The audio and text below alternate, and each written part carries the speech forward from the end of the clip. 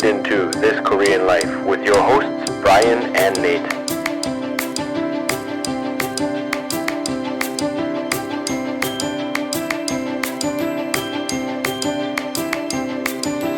How many kids do you have? 17. Oh, here in Asia? In Asia. He had 2 or 3 in Canada. One in Costa Rica. One in Costa Rica, too. Yeah. How old you have 2 kids? 2 kids? 1 kid? Yep. 2. One just turned 10, and one's turning 8 next week. Okay. Yeah. So my youngest is your oldest. Yeah. Yep. Same as Yeah. Grade Okay. starting grade 5. All right, let's roll it in here. All right. Welcome to another episode of This Korean Life, number 112, featuring Daniel Lafontaine. Little No Rick problem. Generette for you. No problem. It's enjoyable. I thought you were going to say Lafontaine. Lafontaine, that would have been good too. Lafontaine. Rick Generette. Anyways, dude, welcome all the way in from Jungja. Did you come by scooter this morning? No, I've driven a car the whole week. Oh, okay. Since Monday, so. It would happen on Monday. You're known as the Scooter Meister there, huh? I think so. I do about 600. I actually asked a scooter driver how much does he drive a week or month. Delivery guy. Delivery guy. yeah. And he said about 3,000 to 4,000 kilometers. I said, well, I'm not far behind. Wow. What are you delivering? Smiles or what? Delivering English to everybody. I'm delivering English tutoring to everybody. There you go. Young Opida. Yeah. New company. No, but that. Very nice. What happened last Monday? 600. Last Monday, I had a 9 a.m. class, finished at 10. Then I had 11 a.m. class. I finished that one early at SK.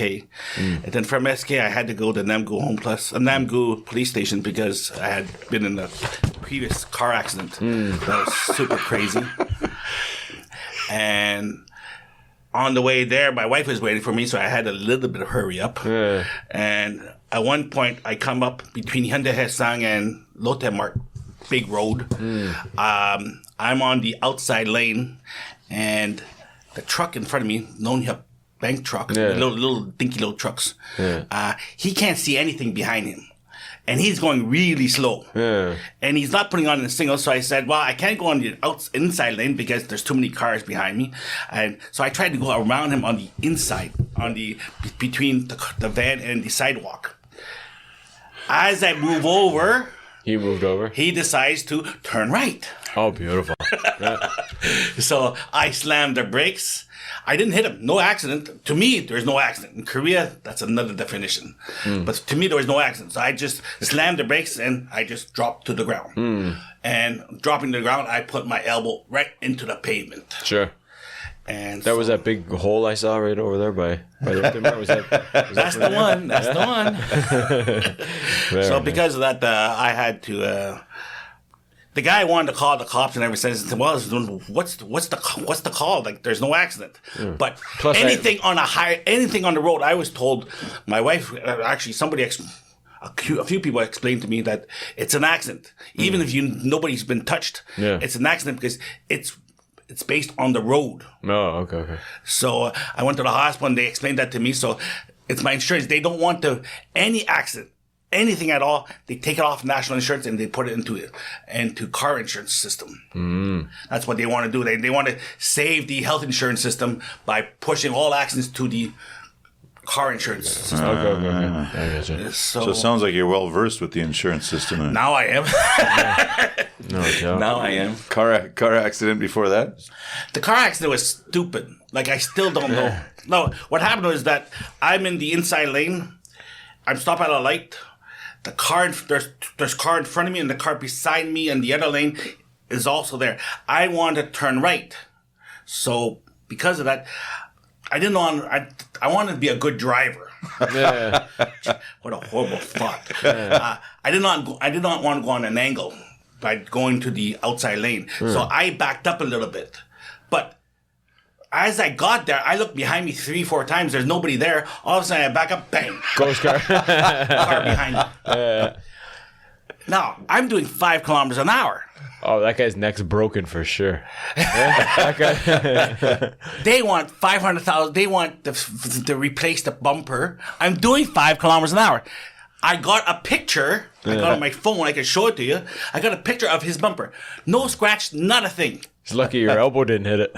And then he asked for a sore neck. It was a woman. First it was a woman. Automatic. Automatic, it was a woman. Sore neck. Sore neck. And the police officer actually agreed with them because he said, even if you back up 5 kilometers an hour, you're going to push the bumper, so there might be micro fractures in the bumper. Yeah. Yeah, man. Bring out the microscope. Holy fuck. Yeah. And you're definitely going to have a 7th degree neck sprain or something. Exactly. Which is funny because, talk about neck sprains, 2 years ago, I was on a red light. Yeah. On my scooter. Inside raining outside, 100 meters away from this accident. I'm turning left. I'm stopped. Yeah. The car behind me stopped. It's raining. It's black. Yeah. If there's a red light, I am doing something in front of me. All of a sudden, boom. He hits me. The guy behind me hits me. Yeah. He's doing about 5 kilometers an hour. He hits me. I'm surprised as hell. I get hit. So I turn around. I take off. I parked on the side. They said, "Are you okay? Is your car okay? I'm okay. Bye-bye." Yeah. That's it. That's all I have. Sounds like Canada. Exactly. But in Korea, she wants insurance money for the car, for the bumper that has no scratch. She wants insurance money for her neck at doing 5 kilometers an hour. Yeah. Listen, the car accident thing here is very unique. And I've been bumped or rubbed a few times, and my wife says, well, are you sure? Are you sure? What was her name?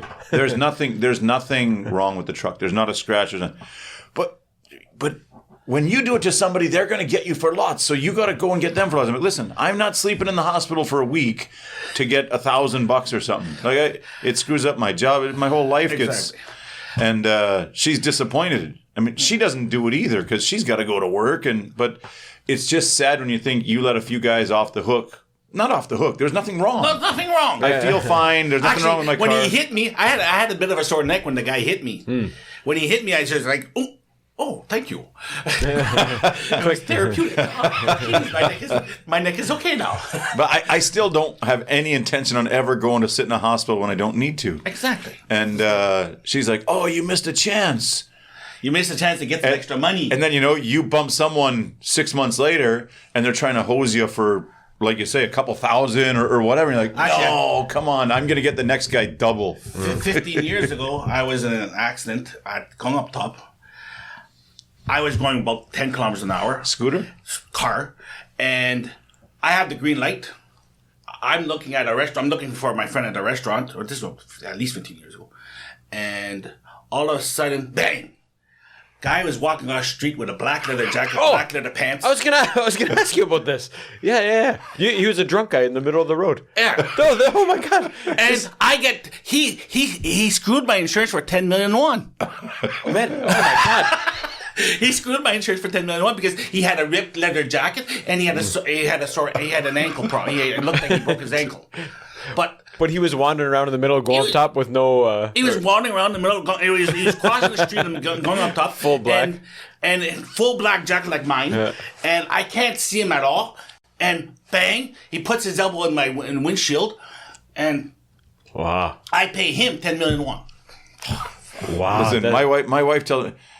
Like last night, I was coming home in a Deddy from Samsun, and the Deddy guy turned the corner. Yeah. And there was a drunk guy not at a crosswalk, like just random part of the street. The crosswalk was on the other side. And he turned, and we almost ran this guy over, and I went, whoa. Yeah. But he's just, 50-year-old guy stumbling across the street.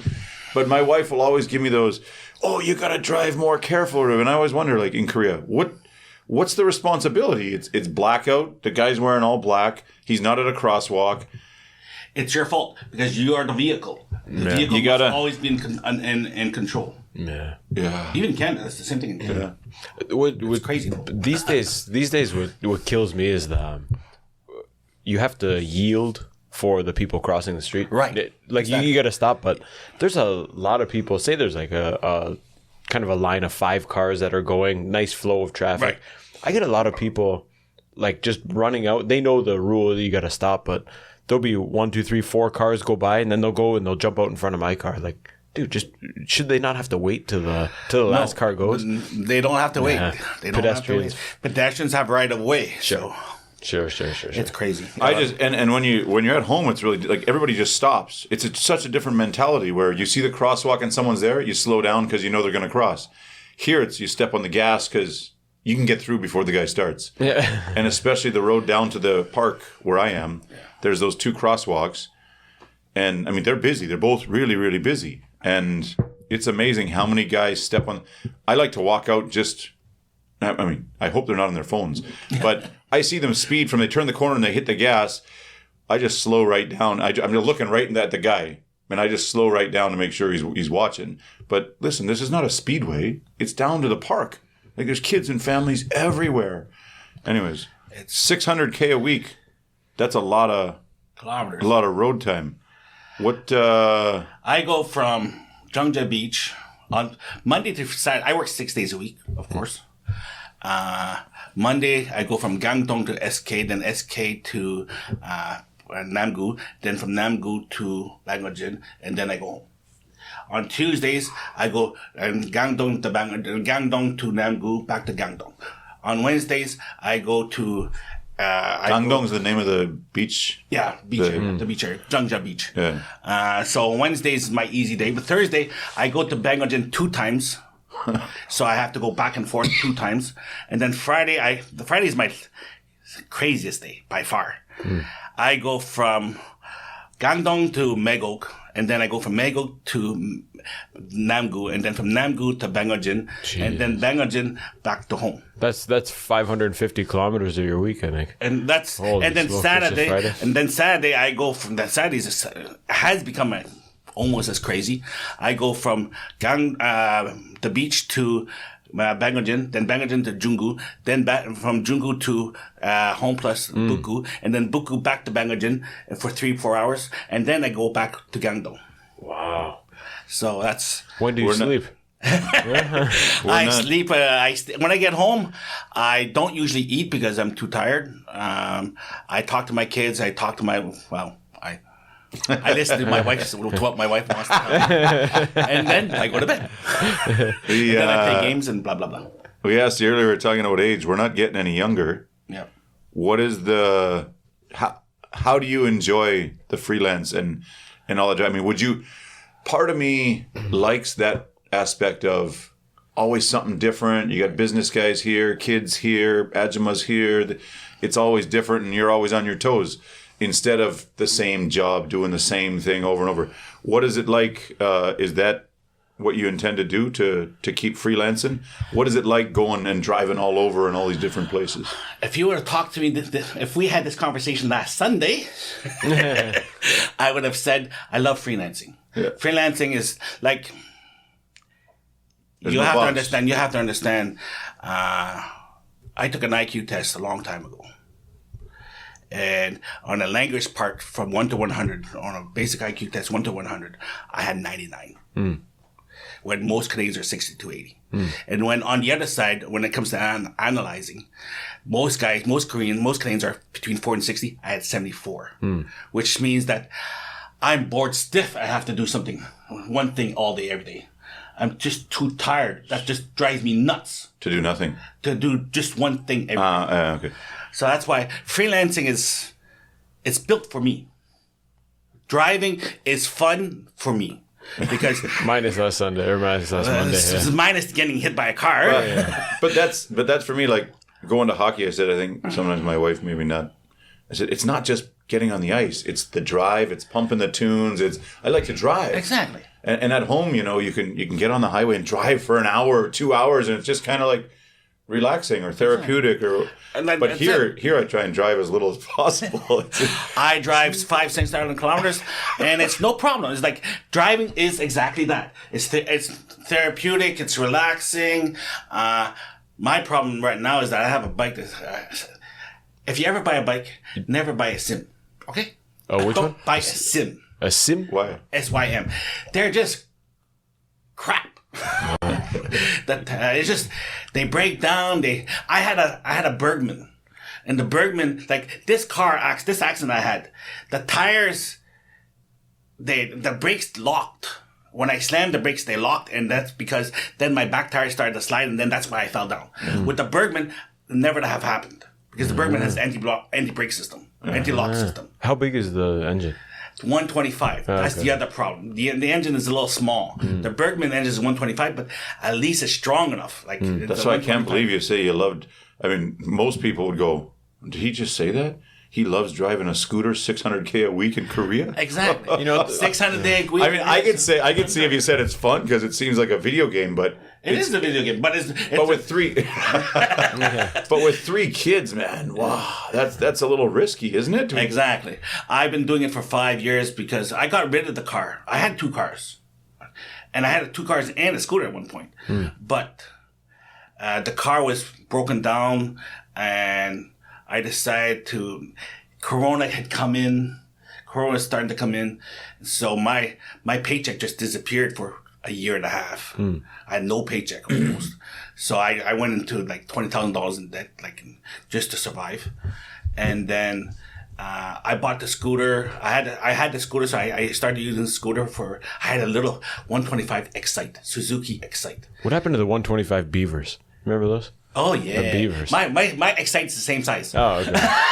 But it was a Suzuki. It was a strong little sucker. And I pushed it 80,000 kilometers on. Like this is a little Beaver. Yeah. At 80, I did 80,000 kilometers on the sucker. Yeah. And it worked. Those Beavers can take a licking. Exactly.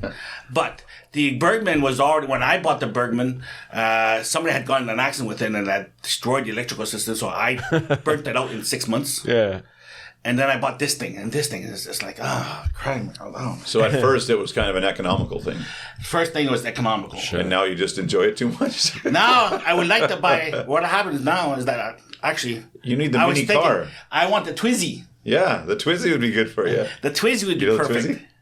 Was that the little... It's about this big. Yeah. The Renault Twizy. They're built in Busan, so it's not a bad car. They're built in Busan. That'd be great for That's you. all right. And I know just the dessert to go with your little lemon mizzy and the Twizy. We had So that's why, it's okay. It's like the the Twizy would be nice, but. But dude, if you get smashed... Oh, I mean, yeah, it'd probably be... Twizy's, like some people say, the Twizy's not safe. Well, it's safer than the scooter. Yeah. I'm not going to fall down on this Twizy. Yeah. I drove a 250. It looked really fast, but it was only 250. Okay. And that was... I know your bike. I saw your bike. It wasn't... because like- Wind drove. Wasn't that the Winners before? No, I bought that. Different one? Yeah. I thought 125 was too small. Like I couldn't... If there was a problem, I couldn't get out of the way fast enough. And 250 wouldn't get me into trouble. Right. As much either. Yeah. I understand your idea. Yeah. Sorry. Yes. I mean, I've been on a 400, and I think John had a 8 or 900. It was insane power, unnecessary power. That's like the snow machines. You just don't. That's what I was thinking. You just don't Wintertime. need to keep testing how much faster you can go. It's what- not necessary. I always think like I'm from Northern Ontario, like you. You're from Thunder Bay. Yeah. I'm from North Bay, and because of that, I went skidoing Yeah. all Sure. of my childhood. Yeah. So because of that, Korea scooter is my snowmobiling in Korea. Yeah. It's like I'm snowmobiling every day in Korea. It's fun. You drive in rain, You got a snow, good everything. perspective. Rain, snow, and everything else. I drive in all weathers. Yeah. How do you show up at classes when you're coming through the typhoon there in your scooter? I have my wife was actually she hates the scooter, but she was very supportive of me when it came down to buying a rain suit. She bought me a Korean. She hates Chinese crap. Yeah. So she bought me a Korean rain suit, 80,000 won. Oh. And this rain suit stops everything. Wind, snow. I drive this. I use this in wintertime. I use a rain suit in wintertime because it's a perfect windbreaker. Oh, perfect. So I put 1 or 2 jackets underneath it because it's a 120. It's much too big for me. But I put a couple of jackets underneath it, and then I put 3 layers of pants on, and then I go scootering. So how do you when you get Does it have a hood? Yeah. Does it stop the Jansori from coming in? Yeah. From the wife? Yeah. Okay, perfect. when you get to an Ajima class at the culture centers or something, Do you need to go to the bathroom and do like a 20-minute transformer move and take 2 pairs of pants No, off? no, I don't take them off. I just leave it. What happens is that's why. It's like getting a class from my Domino's delivery guy there. When I get in the class, I'm wearing regular stuff, except for my coat. I take off my 3 layers of coats. But after that, my pants, all of my clothes, all of my clothes insulation is under my regular pants. Okay. Okay. So I use it out. tights. I use tights, and then I use a Your wife? hiking tent. No, Daiso. Go to Daiso. You know what I mean. So I use tights, and then I use a hiking pant, and then I use a jogging pant that Tony. You know Tony? His son? Tony? My kid? Tony Kelsey. I don't know. Maybe. Tony the Tiger. Yeah, Tony Kelsey. Long time ago. Yeah. Oh, Tony. Yeah. Tony. Yeah. He gave me a jogging pant, and it's a nylon that really stops the wind. Okay. So I put that under my pant, under my jeans, because I have 2-3 pairs of jeans that I use on scooter. Sure. One of my biggest problems was having cold hands, and I thought, leather gloves will stop this, and it was brutal when I used to drive in the winter. Do you got those big hand warmer kind of? I have 3 things. You know those boxing gloves mitts? they put on? I top? have the boxing mix first. Yeah. Then I have my regular gloves, and then I broke down and bought heating grips. Heated grips. Oh, interesting. Cool. So the heated grips, they're warm. They're like, I have no problems. If you don't have those on the snow machines, good luck. I know. You're ripping across a lake without those. Oh, you're not a chance. Not a chance. The heated grips are essential. Well, actually, we never had heated grips in Canada. But what we had good mittens. Yeah. Korea don't have mittens, and I can't use mittens driving, so Yeah. I use. Don't those boxing mitts? Don't you feel restricted and that you can't You wouldn't be able to rip your hand out quick enough. do something if you need to? Like they look so restrictive. I just bought new ones. The new ones feels a little restricted, but I'm getting used to it. The old ones, like, no problem. They're just made of. They're just a piece of cloth. So you Just windbreakers, basically. just windbreakers. The It's a good windbreaker. Like my old pair, there was holes that so the wind was really making my hand. so you got one finger frostbitten there. Well, I have a couple fingers frostbitten, especially my right hand. My left hand, I chopped my fingers when I was in high school, so my left hand is cold. Cooking. Table saw. Table saw. Have you seen the new table saws? Dude, as soon as it touches skin, it stops. Or they use like a hot dog for a for a test. Have you Good seen it? sensors on them, yeah. Oh, okay. It's incredible. Like it won't take it takes like a 0.5 millimeter off. I lost most of my. Did it grow back? It looks fine. No. Are you throwing up a gang sign? What is I that? can't close it. I can't close my finger. I can't close the finger because the muscles. I destroyed the nerves and the muscles inside. I cut inside here too. It wasn't a long road to recover. Back to those special oven mitts they use there for the windbreakers. I was at the park yesterday and the day before, and now they got them on the strollers. I was like, "Come on, buddy's pushing his kid around, and he's got the hand mitt warmers on his stroller." Korea is about comfort. Yeah. It's a materialistic society. Anything that's new and that's useful, they don't care. I was talking about appliances that in class this week. Appliances that people bought and they probably immediately threw in the garbage or within a month. And I think one of the big ones was the food garbage dehydrator. Yeah. Have you seen those? Yeah. Those were huge for a minute, and then people realized like, it takes like a week of in your house to make a banana turn into dust. Yeah.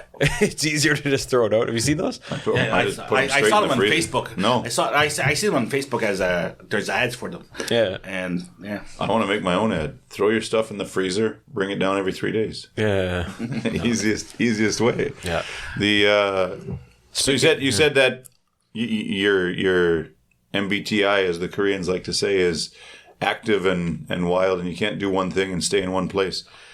How often do your freelance gigs change, come and go?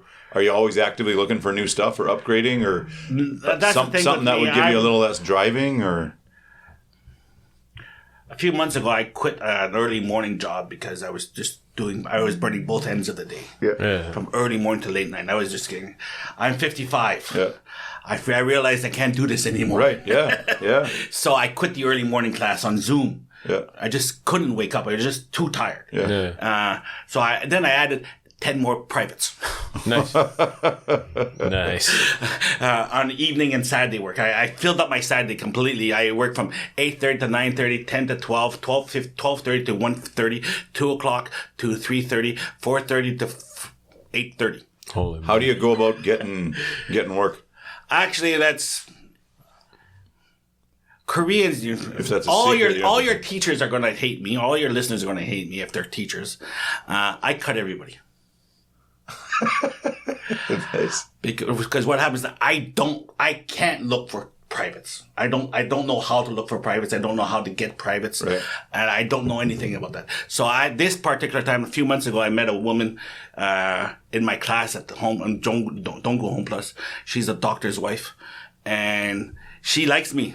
Her 6-year-old daughter speaks better English than you two. And she wants me to teach her daughter. And then she I only got gave me 98 on my language test. and she gave me all of her friends. So all of a sudden, I went from 0 privates to 10 privates. Beautiful. That's how it works, though, right? You got to nail one woman, or you got to find one woman. Not nail her. Choose your sorry. words. Choose my words properly. You got to be able to find a woman who will be your distributor.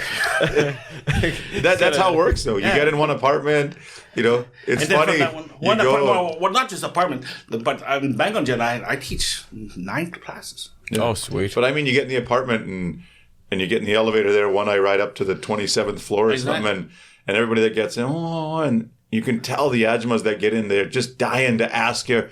Exactly. So I always look, give them a head nod. Like, are you teaching? What do you do? Where do you work? What do you? And they're always once you get somewhere, that's the first thing is getting the first one. Then they can start rolling. Exactly. Was I? So I just charge small money. I don't charge 50 or 60 or even 40. Just if it's a kid, it's just a kid. Like if I'm going to teach a vice president, I'll charge him. I want to charge him 75. I usually get 50, but I want to charge him 75. But I had gigs where I made $200 an hour. I remember back in the day there was possibly when we were first introduced, you were doing corporate training for pharmaceutical companies. I did that. I was working at a pharmaceutical company. You were taking the KTX to Seoul or something, weren't you? Exactly. I was taking the KTX to Seoul because what happened was that I was a delivery expert for AMA, American Management Association. Okay. And they gave me about 6 jobs at $200 an hour. Sweet. 15 hours. My biggest job in my life was 46 hours, $150 an hour. 4 days, 6.9 million. Wow. Very nice. That's because I've been reading all my life. And at one point I went on LinkedIn and I typed in a little message. I was reading a group message and I typed in this message about leadership or Korean society and everything else. And the woman I don't know the woman, of course, but she read my article. And then she knew a colleague in Korea who was complaining that she did not have any kind of consultant to do small English privates, small English work. And she said, well, you have one right there in Korea. Why don't you call him? And so they found me. This is not my first podcast. I've done podcasts 15 years ago on called KBC 9.9 with Daniel. Oh, okay. Oh, you had your own? I had my own podcast. Oh, no way. Yeah. Where it was a 10-minute, 9.9 was a 10-minute podcast. Yeah. And she found me there. She saw that I was a good speaker and everything else. So she offered me a job.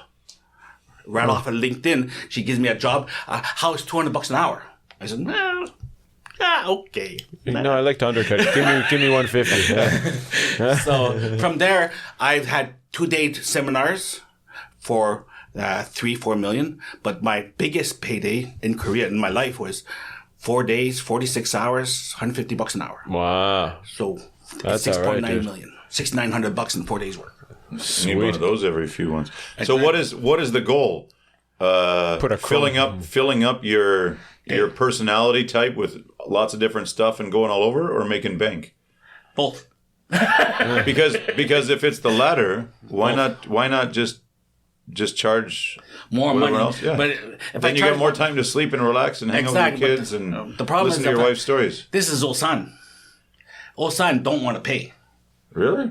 I found the opposite. Okay. Seoul pays. I've always got money. When I have good money, is from Seoul. They'll pay good money in Seoul. But in Ulsan, because of, I'm just the English teacher who doesn't have a company, who doesn't blah, blah, blah, blah. So they're saying, I will pay you $50, $60 an hour. Yeah. But if I had, when Seoul through AMA Korea, AMA is a big American company, so they can demand, they pay me half, they take half. They get paid $400 an hour. Yeah. I get 200, they get 200. But when you're doing private stuff and smaller stuff, but I keep the smallest stuff because I don't want to keep changing. I don't want to keep changing. I don't want to keep looking for jobs every 3 months, 6 months. Yeah. Because that's what usually happens. If you pay $50 for my experience, you pay $50 an hour. They pay $50 an hour. You got to deliver $50 an hour. They want to see improvement from their kid, and lots of kids. This takes time. The growth is pretty slow for lots of them. Exactly. So especially once they get to a certain age. If you get the grade 1, 2, 3 kids and you know how to do it, you can. Exactly. The learning curve is steep, but once they hit grade 4, man, it's hard to show the parents there's any drastic improvements. Exactly. So that's why keep it low and you keep them for 3 years. Slow and slow. That's all right. Steady as she goes. Steady as she goes. But that's not just my private. That's just my excess money. My private side, my excess. I have 2 companies. I have 2 hot ones. That gives me my basic pay. Oh, okay. And then I have 3 home pluses that gives me a 3-month contract. It's a 3-month contract. So I only get paid every 3 months. Yeah. But that's a really nice bonus because last pay was over $6 million for 3 months. The culture center only pays you once a 3 months. Yeah. Huh? I got paid monthly when I did the department store. No, but the Home Plus, they pay every 3 months. So that was a nice salary. And then my extra little companies, like I teach one Ulsan company, and I get paid good money. That's awesome, man. Yeah, it's good to have a mix of the stuff you're getting steady, and then a little sprinkle of privates on the side. Exactly. Good, man. You're a man of God and the church, and. I wonder how much do you know about that? What do you know about that? Is there something that you want to tell me? I have all ears. I was a seminarian. Oh. Well, I saw you studied theology. Yeah. I studied theology. I was a seminarian for a year. I lived in the seminary for a year. So maybe explain a seminarian 2 years. Yeah. So maybe explain. I was just going to say, you got a lot of things to pray for driving that scooter 600 kilometers a week. Exactly. You do whether it's the weather or guys not turning right in front of you or whatever. But okay, give us the story on the theology and studying and where that's taking you. Korea is not an easy place. I don't know if you go to church here or you're a practicing Christian here, but going, I went to church growing up all the time. Every Sunday. Exactly. But coming here, it's a whole different story. And not easy. The Korean churches are very... It's in English. Can we say unique? We have English classes. We have English church here. Which one do you go to?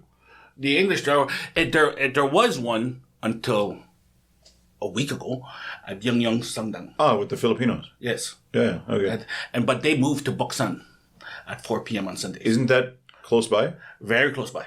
The Buksan is the big church near the old downtown. Were you doing sermons here before?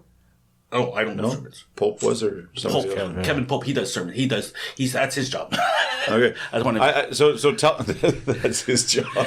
So tell us a little bit about that and how you got into studying theology and it all started in grade 4. Yeah. Grade 4. A couple of my friends were behind me, and we're in class. We're talking. My friends were talking. They said, "What do you want to be when you grow up?" This is North Bay. North Bay. Yeah. The guy. They asked me, "What do you want to be when you grow up?" And they're asking each other. And one said, "I want to be a policeman." The other guy said, "I want to be a fireman." And this is winter time, and I said, "What?" Oh, it was a shocking question to me. It's like a light bulb hit my head, went off in my head. So I said, "I don't know." And then my teacher told me, "Daniel, go get your mittens." And so I went to the back of the class, and all by myself, I was in a little section, and I said to myself, I know what I want to be. I want to be wise, and I want to have faith. That's it. Faith and wisdom. That's pretty That's Pretty a good 10-year-old. for a fourth grader, yeah. 10-year-old. That's a 10-year-old thinking here. Yeah. So from there, I've done everything, like changing jobs, doing different jobs. I went to university. My university is like, I did not train to do a job. I didn't go to university to find a job. Well, hold on. I went to university to learn about the world. Take me through a few of those years there, because you went and did CEGEP? I went to CEGEP. There's no CEGEP in North Bay. What? How the hell did you get it? And nobody would voluntarily go to Quebec for CEGEP. What the hell happened? I did grade 12 Ontario. And then grade 12 Ontario. You must have had to do grade 13. I did grade 12 Ontario. Relax. Okay. Hang on a second. OACs, yeah. I went to grade 12 Ontario, and at the end of grade 12, Ontario High School is boring as shit. Okay? It's English, French, Korean. That's North English, Bay. French, That's not Ontario High School. That's North Bay. No, it's just, well, North Bay back 20 years ago, 30 years ago. Not all of Ontario is as boring as North Bay. You ever been to Niagara? You got to come to Thunder Bay. We spice it up, man. So anyways, North Bay, the school system is boring. So at CEGEP, well, my mom and I, we were like, the CEGEP was the time I was in seminary, 1 year seminary. I took 1 year in studying at SVDs. SVD means Nate had a lot of those. Society of the Divine Word. Society of Divine Word. Okay. So is this your CEGEP? Or is this different? That's my CEGEP. That I went to CEGEP every day, but I lived inside the seminary. So I was hitchhiking every day for 1 year. Going from where I lived at the seminary to the college, to the CEGEP downtown. It was like 10 kilometers away. But were you studying theology in CEGEP? In CEGEP, I was just spending time in the seminary learning, going to church every morning at 7 a.m., doing my prayers at lunch, doing my prayers at evening prayers. But CEGEP is pre-college, right? I mean, it's college. It's OACs, yes? It's called college. Isn't it like grade 12 and 13 in Quebec? You graduate in grade 11 and then they take 12, 13, then they go to university? Yes and no. Yes, because the fact Hold on. For 40 years, you can't get an answer on what the hell CEGEP is. CEGEP is the Quebecois can't tell you. Nobody can. I can tell you. Everybody's. You gotta relax. Everybody's got a different version of what the hell it is. OACs, no? No. Pre-college? You're bouncing words, college and university. College is college. College means you're taking a 2-year diploma in human resources or humanities. Or a That's, trade. that's or a CEGEP. trade, yeah. 2-year, and then you could go on to university because from high school Quebec is like grade 11. Oh, okay. You're fitting like you don't have a grade 7, grade 8 in Quebec. Okay. Unless you're stupid. Then you go to grade 7, grade 8. Otherwise, that's what they do. They skip from elementary school right to high school. So the high school is 3 years, but at the end of high school in Quebec, you're only 16 years old or 17 years old. So they have to give you 2 more years where you can branch off into anything you want. And that's what I love about Quebec, because you're not wasting time just learning English and basic chemistry all over and over and over again. No.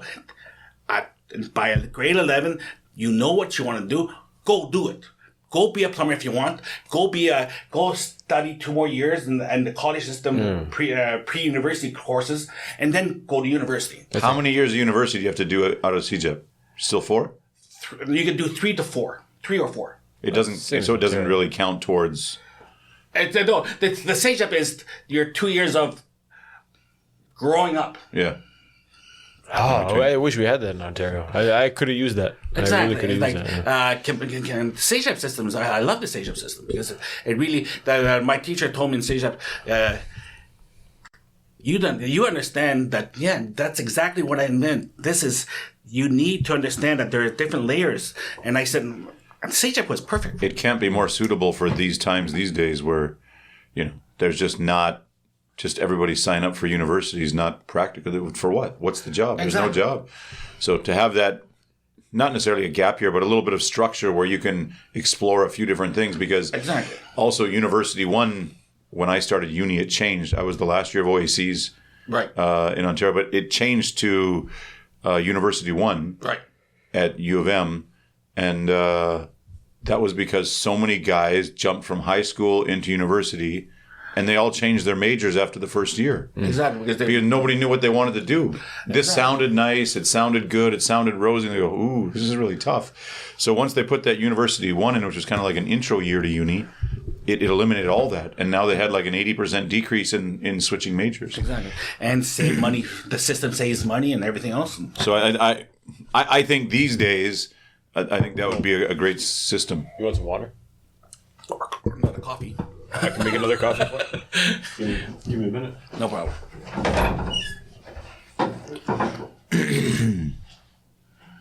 See, Joe.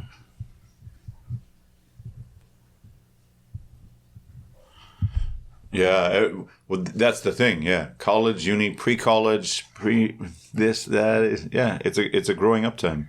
So when I went from grade 12 high school to second year cégep, Grade 12. I actually jumped a year. Okay.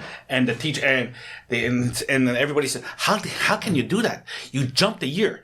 I went from 60% grade 12 high school to 75% second year college.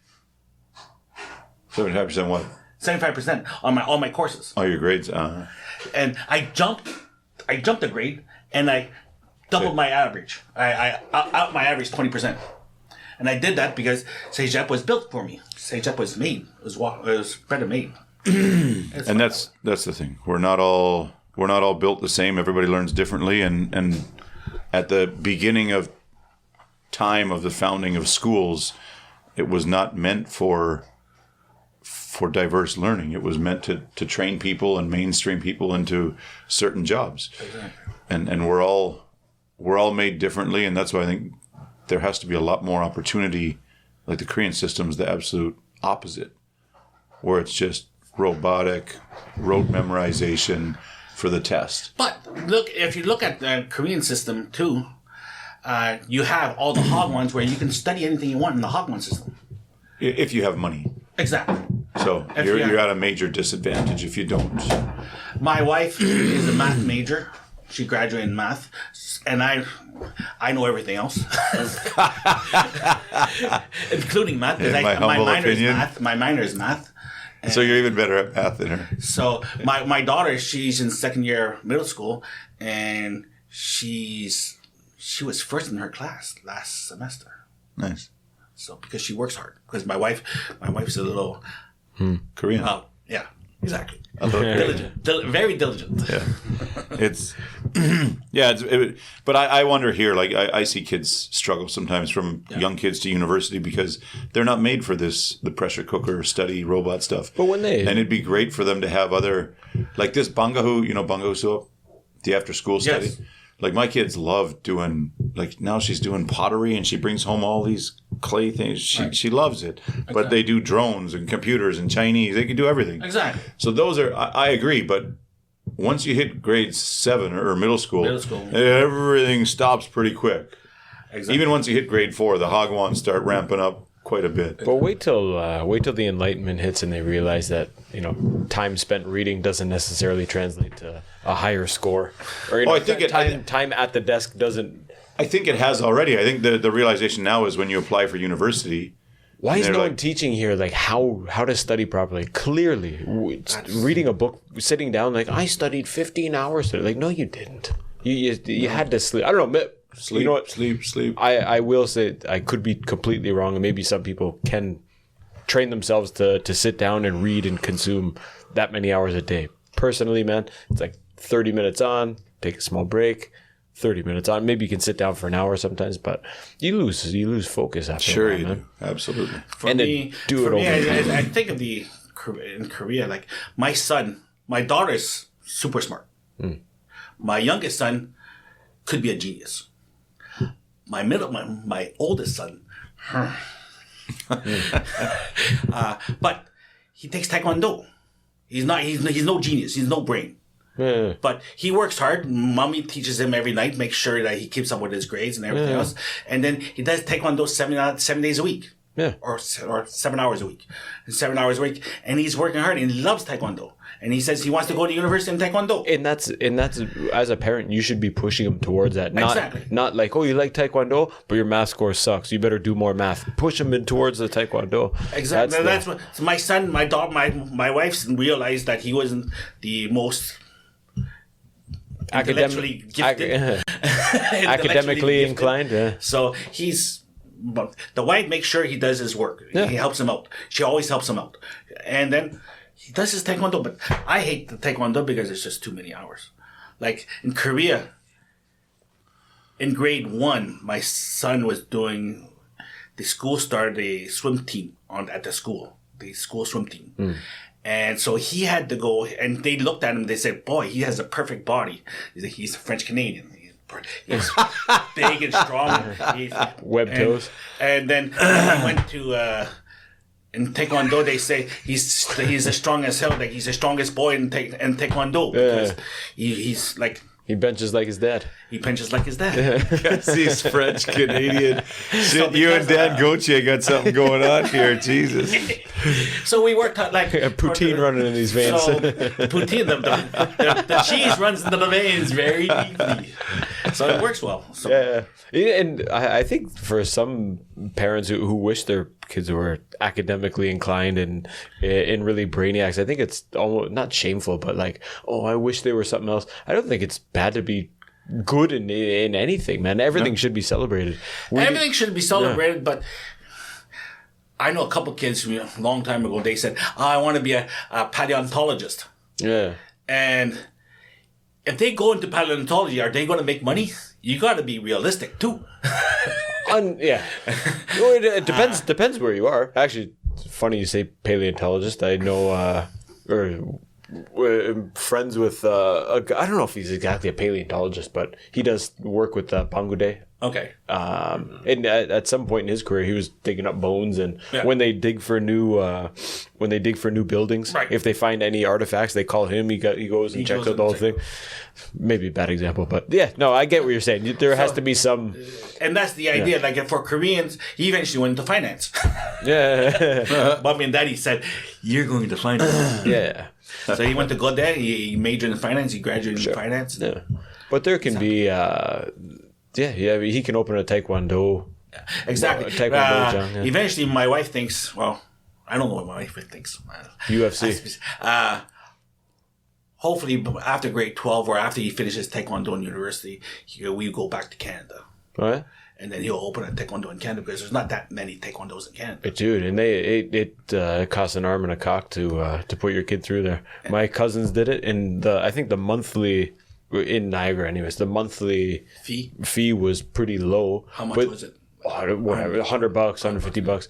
This is years ago, but it was when they did something special or a grading, like, oh, you're changing belts. Well, you need 17 extra privates and your belt fee and this fee, and we're going to give you a certificate. Well, you wouldn't get anybody better than a half Korean, half French Canadian. I mean, shit. That would be the. They always give him that. He's like when they do the Taekwondo, like all the stands or all the different moves where you're carrying somebody. They always put him at the base because he's the strongest. Nice. And my wife complains about it because he's tired because he has diabetes. So he can do it, no problem, but he doesn't want to do it all the time because he gets tired. Yeah. So diabetes. He's got the type 1. Type 1. That's born with. Oh, I can't remember. No. Type 1 means insulin every day, twice a day. Okay. Metering. Type 2 is the one that's ravaged all over Canada and America, right? I mean, that's... Type 2 is the older people who the pancreas is still working somewhat, but it's not working too well, so you have to take a pill or you have to take blah, blah, blah. He wears the little monitor on his arm? Up until a year ago, no. But in the past 6 months, it seems like the Korean government has decided to start paying for that. Beautiful. Or at least part of it, or something like that. So because of that, he wears the little puck. Is that the continuous blood glucose monitor? A continuous blood glucose monitor. So every time he takes his telephone, puts it against the little puck that's about loony size or toonie size, maybe a little bit bigger than a toonie, and it goes in the skin, and he puts the telephone right on top of it, and 250, 125, 600. But it's really funny because the Korean system and the American and Canadian system are completely different. Because the sugars in Canada, we say sugars between 1 and 15, 1 and 20. Okay. The Koreans use the American system, and it's from 0 to 600. And because they measure it differently, it's a different scale. It's a different scale. What's the ideal? You want to be around 90 or 100? And Korea, the Korean American system is between 70 and 150. Okay. 180 is a little high. 600, you're gonna get punched. 600 means your blood sugar is through the roof. Through the roof. You're saturated with sugars. Okay. So that's why that's the difference here. It's hard. I read about diabetes. Like my brother has diabetes, so I know about diabetes in Canada and everything else. And after my son got it, I said, my son, he's never been fat. He's never eaten junk food. It sounds like he's quite active as well. He's quite active. He was swimming 4 hours a day. Oh, he's 12? He's 12. Today he's 12. When was he diagnosed? When he was 10. 10. Or 9. 9? 10. 10. 10. So 8, 9. He was 9. Well, so I started to read about it, and there is a very interesting correlation that they're starting to figure out. When you're hungry for sugar, sugar doesn't make you diabetic. The sugar is the symptom. The cause of diabetes is too much pollution in your body.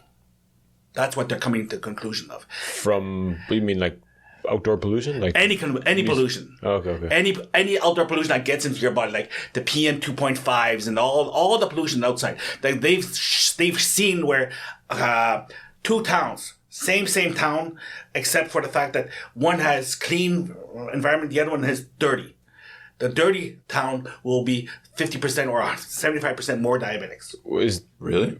Yeah. But is that just like when there's an accident? Let's say there's a chemical accident, a train chemical accident beside a town. They've noticed that after the chemical accident was in Europe somewhere, the diabetes rate in that town jumped 500% in 2 years. I was going to say maybe and their reasoning behind it is the idea that the pollution is not supposed to be in your body. So what happens? The pancreas is pumping out insulin as much as it can to try and break it down to get rid of it. But it doesn't break down. So eventually the immune system says, what's the matter? It's the pancreas that's causing the problem because they're pumping too much. And that's why you're always hungry for sweets, because your insulin is always pumping. Yeah. And so kill the pancreas. The immune system turns on itself and kills the pancreas because it's pumping up too much insulin. And that's the idea they have today. I would have thought. And that's what happened. My son was swimming 4 hours a day. The sports high school in Gangdong. Swimming 4 hours a day? Yeah, 2 hours a day of swimming and 2-3 hours a day of swimming and 1 hour to 2 hours of exercise a day. That's what they do. Yeah. Korean wife says, when we go into something, we go in. All in. We jump all in, the time. When we hike Munsu Mountain, we got to look like we're going to Everest. Exactly. Just in case the mountain grows 8,000 meters on the way up. And if you need a car, you're gonna have to buy a Santa Fe because you gotta be ready for those roads in Korea. So you bought the Daiso scooter instead. I bought the Daiso.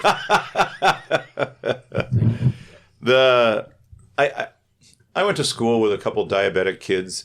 The old days when you had to give an injection. Right. And I just remember a few different things slightly from those experiences, but I seem to recall them being very independent, and because they seem to learn about their condition quickly and they know the ins and outs, and maybe it makes them grow up or just mature a little bit faster because they're responsible. There's 2 points. They're responsible for their own. They're either more responsible or they blame it. Okay, I can see that too. So my question was going to be, is your son kind of independent and he can manage and control everything pretty good for a young age, or? At 12 years old, mommy's there for him. Yeah. Mommy's always there for him. But my brother, but is he there are two versions, like you said. So some kids become super independent. They can take control of their life, and they go forward. But is he like, Some hey, kids- mom, I can handle this. Don't just stop bugging me so much. I can do this. Or is it? Mommy says, shut up. Do what you're told. I'm that good. So, yeah, my son, he's half and half. He knows what he has to do. Like, I give him sugar, I give him chocolate and everything else. And now he's actually starting to back off. He's saying, Dad, I don't need it. Yeah. And I'm proud of him because he's learning. He's maturing. Yeah. And so mom was his support, and then Daddy says, hey, give him a break. Like, let him take the chocolate. The chocolate's not going to kill him. Just give him more insulin at the end if he needs it. I'm from the school there. The insulin's not the problem. Sugar's not the problem. I've read through my reading and everything else. Sugar's not the problem. Sugar was the symptom. The symptom was not enough. You can't get rid of the sugar because you can't get rid of it because the immune system has killed your pancreas. So give him the sugar and then give him more insulin. Who cares? So I think of older, like if you told me right now you can't eat pizza or burgers the rest of your life unless if you do, you got to take 3 extra shots. But just load me up on the shots, man. I'm still having my pizza and burgers. How much are these shots? That's what I tell my son. If you want a pizza, no problem. Give yourself some extra insulin. Because there are different kinds of insulin. Because the stress will kill you just worrying. There's too much long-term about it. insulin that covers you for the whole day, and then there's short-term insulin when it peaks when you have when you eat your fudge or you eat your chocolate. Fudge. The French Canadian's coming out for sure. We got Festival de Voyageurs coming up or what? I was going to say, so I think Ulsan might be, it used to be a lot worse, but might be well known for the air, the quality of air or the lack of quality of air. As a parent and with your wife, and based on what you just said, is there a large number of child diabetics here? Because in all of Korea in the last, look at Korea. You look at the diabetes rates in Korea in the last 25 years, matches about the industrialness of Korea. Yeah, but as Koreans developed and made more pollution, as they had made more pollution, Korean diabetes rates have correlation. There's a correlation that of Korean diabetes. Koreans are swamped with. Hold diabetes. on, you gotta consider too though that their diet has drastically changed as well. Kids are at the Pyeongjam smashing Sekom Dalkom on the regular. But there's more pollution, and the pollution is causing a super spike in diabetes. Like my father-in-law has diabetes. Okay, but I mean, what about for childhood diabetes? Is there a lot of childhood diabetes here or no? I have no idea. I'm asking. Here in Korea, the childhood diabetes in Korea, I don't know the stats, but the overall stat I know in Korea is that diabetes has skyrocketed in Korea. Well, which probably means childhood diabetes too. Because my son just went to a camp 3 months ago for a diabetes camp, and all the kids there had diabetes. So I know that type 2 diabetes is getting wild here. That's the older guys, but it's been on a lot of podcasts that they compare and they say it's not just obesity. Like at home, you think, you're old, poor diet, you're fat, you're sedentary. But they said, then why is it so wild? Japan and Korea have 2 of the highest rates of diabetes in the world, as far as I remember. And when we had Anna on, I think we confirmed that, didn't we? And she brought that up. Yeah. And I just heard her read it before that. And they said, these are the slimmest countries in the world. And they're still fat. So it's not the fat, it's not the sugar. Yeah. It's the pollution. It's the pollution. The higher the pollution rates, the higher the diabetes. Yeah, I haven't read or heard anything on that. Yeah. But I'm definitely going to look into it now that you say that. Yeah. But I remember being shocked that Korea and Japan had 2 of the highest rates, and China also climbing quickly for adults type 2 diabetes. Because the adults, then they were born with healthy, but over the course of 50 years, they slowly accumulated all the shit in their body. So by 55, they have a healthy system, but it's overpolluted. So it starts to slow down. So with Canada being a pretty clean country, that's the problem. Canada, 90% of Canadians are tightly 150 kilometers from America. So like Toronto is even dirtier than Ulsan, where Toronto's as dirty as Seoul. Toronto's gross. Nothing like North Bay or Thunder Bay. No, but back in the early or in the late 90s, I remember they used to have like the smog warnings or whatever, but they put all stops in that. I've checked the AQI. In Toronto? Yeah, it's not that bad. I've checked it. In the summer, Toronto's gross. When you fly in, you can see the bubble over the. You can just go, oh, I'm entering the smog. It's bad in Toronto. I thought that was. I mean, No, when we were dealing with pollution here, do you remember we had a couple of years of bad air here? I would compare to back home, and that's when a lot of dads were jumping back. But I'd look. I mean, Niagara 30. You go up to Toronto, wasn't as bad as here. So for me, like a few months ago, every time I had a piece of sugar, I would feel super tired, super sleepy. Ooh. So I was thinking to myself, I think I have diabetes. I'm starting to get into it. Yeah. So what I started to do was I started to take Extra poutine. No. That's a good Poutine filter. But what you take is Double dose of cheese curds. detoxing. You try to detox the system as much as you can.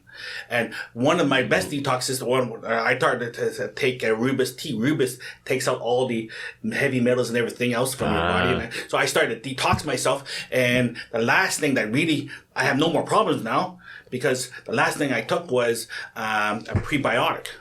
And the prebiotic allowed Probiotics? Prebiotic. Pre. What is that different than pro? Yes. Okay. There's three. Yeah. Pre, pro, post. Yeah, okay. Pre is Before. all the stuff that you need so that your probiotic works. All the bacteria in your gut. Okay. They need food. Okay. That's the prebiotic. Yeah. The probiotic is give you the bacteria. Yeah. The postbiotic helps you the lower intestines and everything else that when you're shitting and everything else you don't develop cancer and colon cancer and everything else. Interesting. So there's three.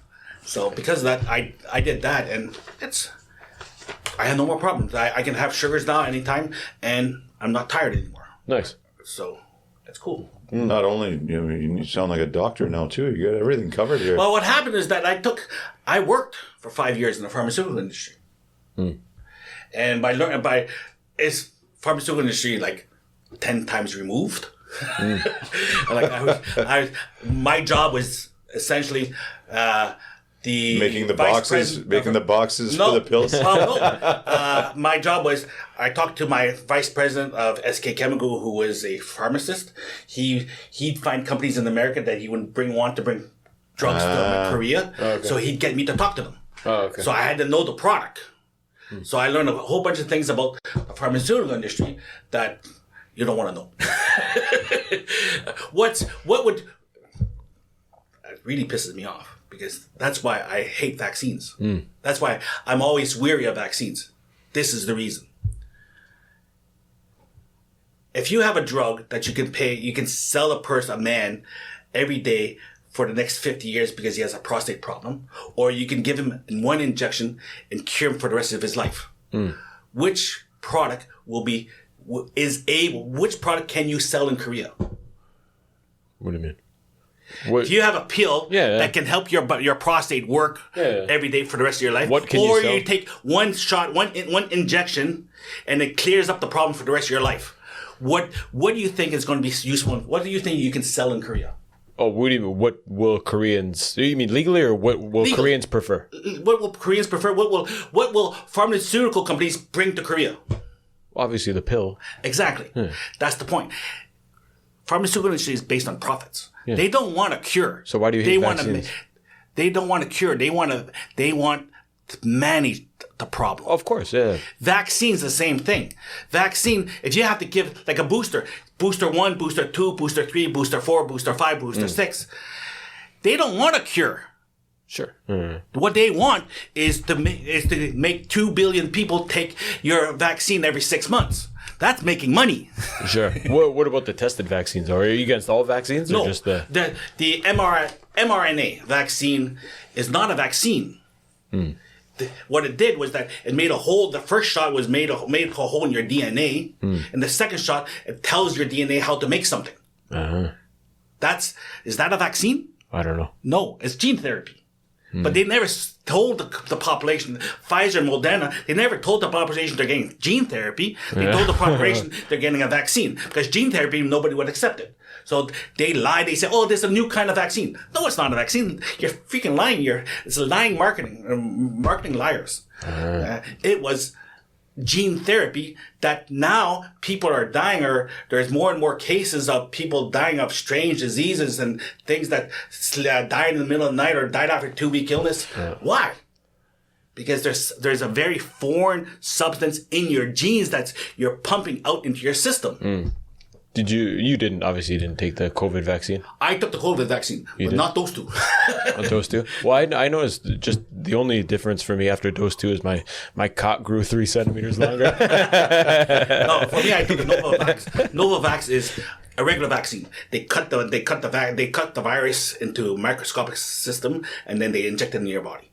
Oh, okay. So it's a microscopic virus, the microscopic of the coronavirus, microscopic pieces of the coronavirus, and they gave it to me. And I waited 2 years. Is that like a flu shot?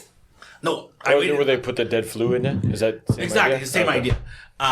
So that's why I took, but I have problems from that day forward because I caught the virus and the vaccine on the same day. Oh, nice. 1 plus 1.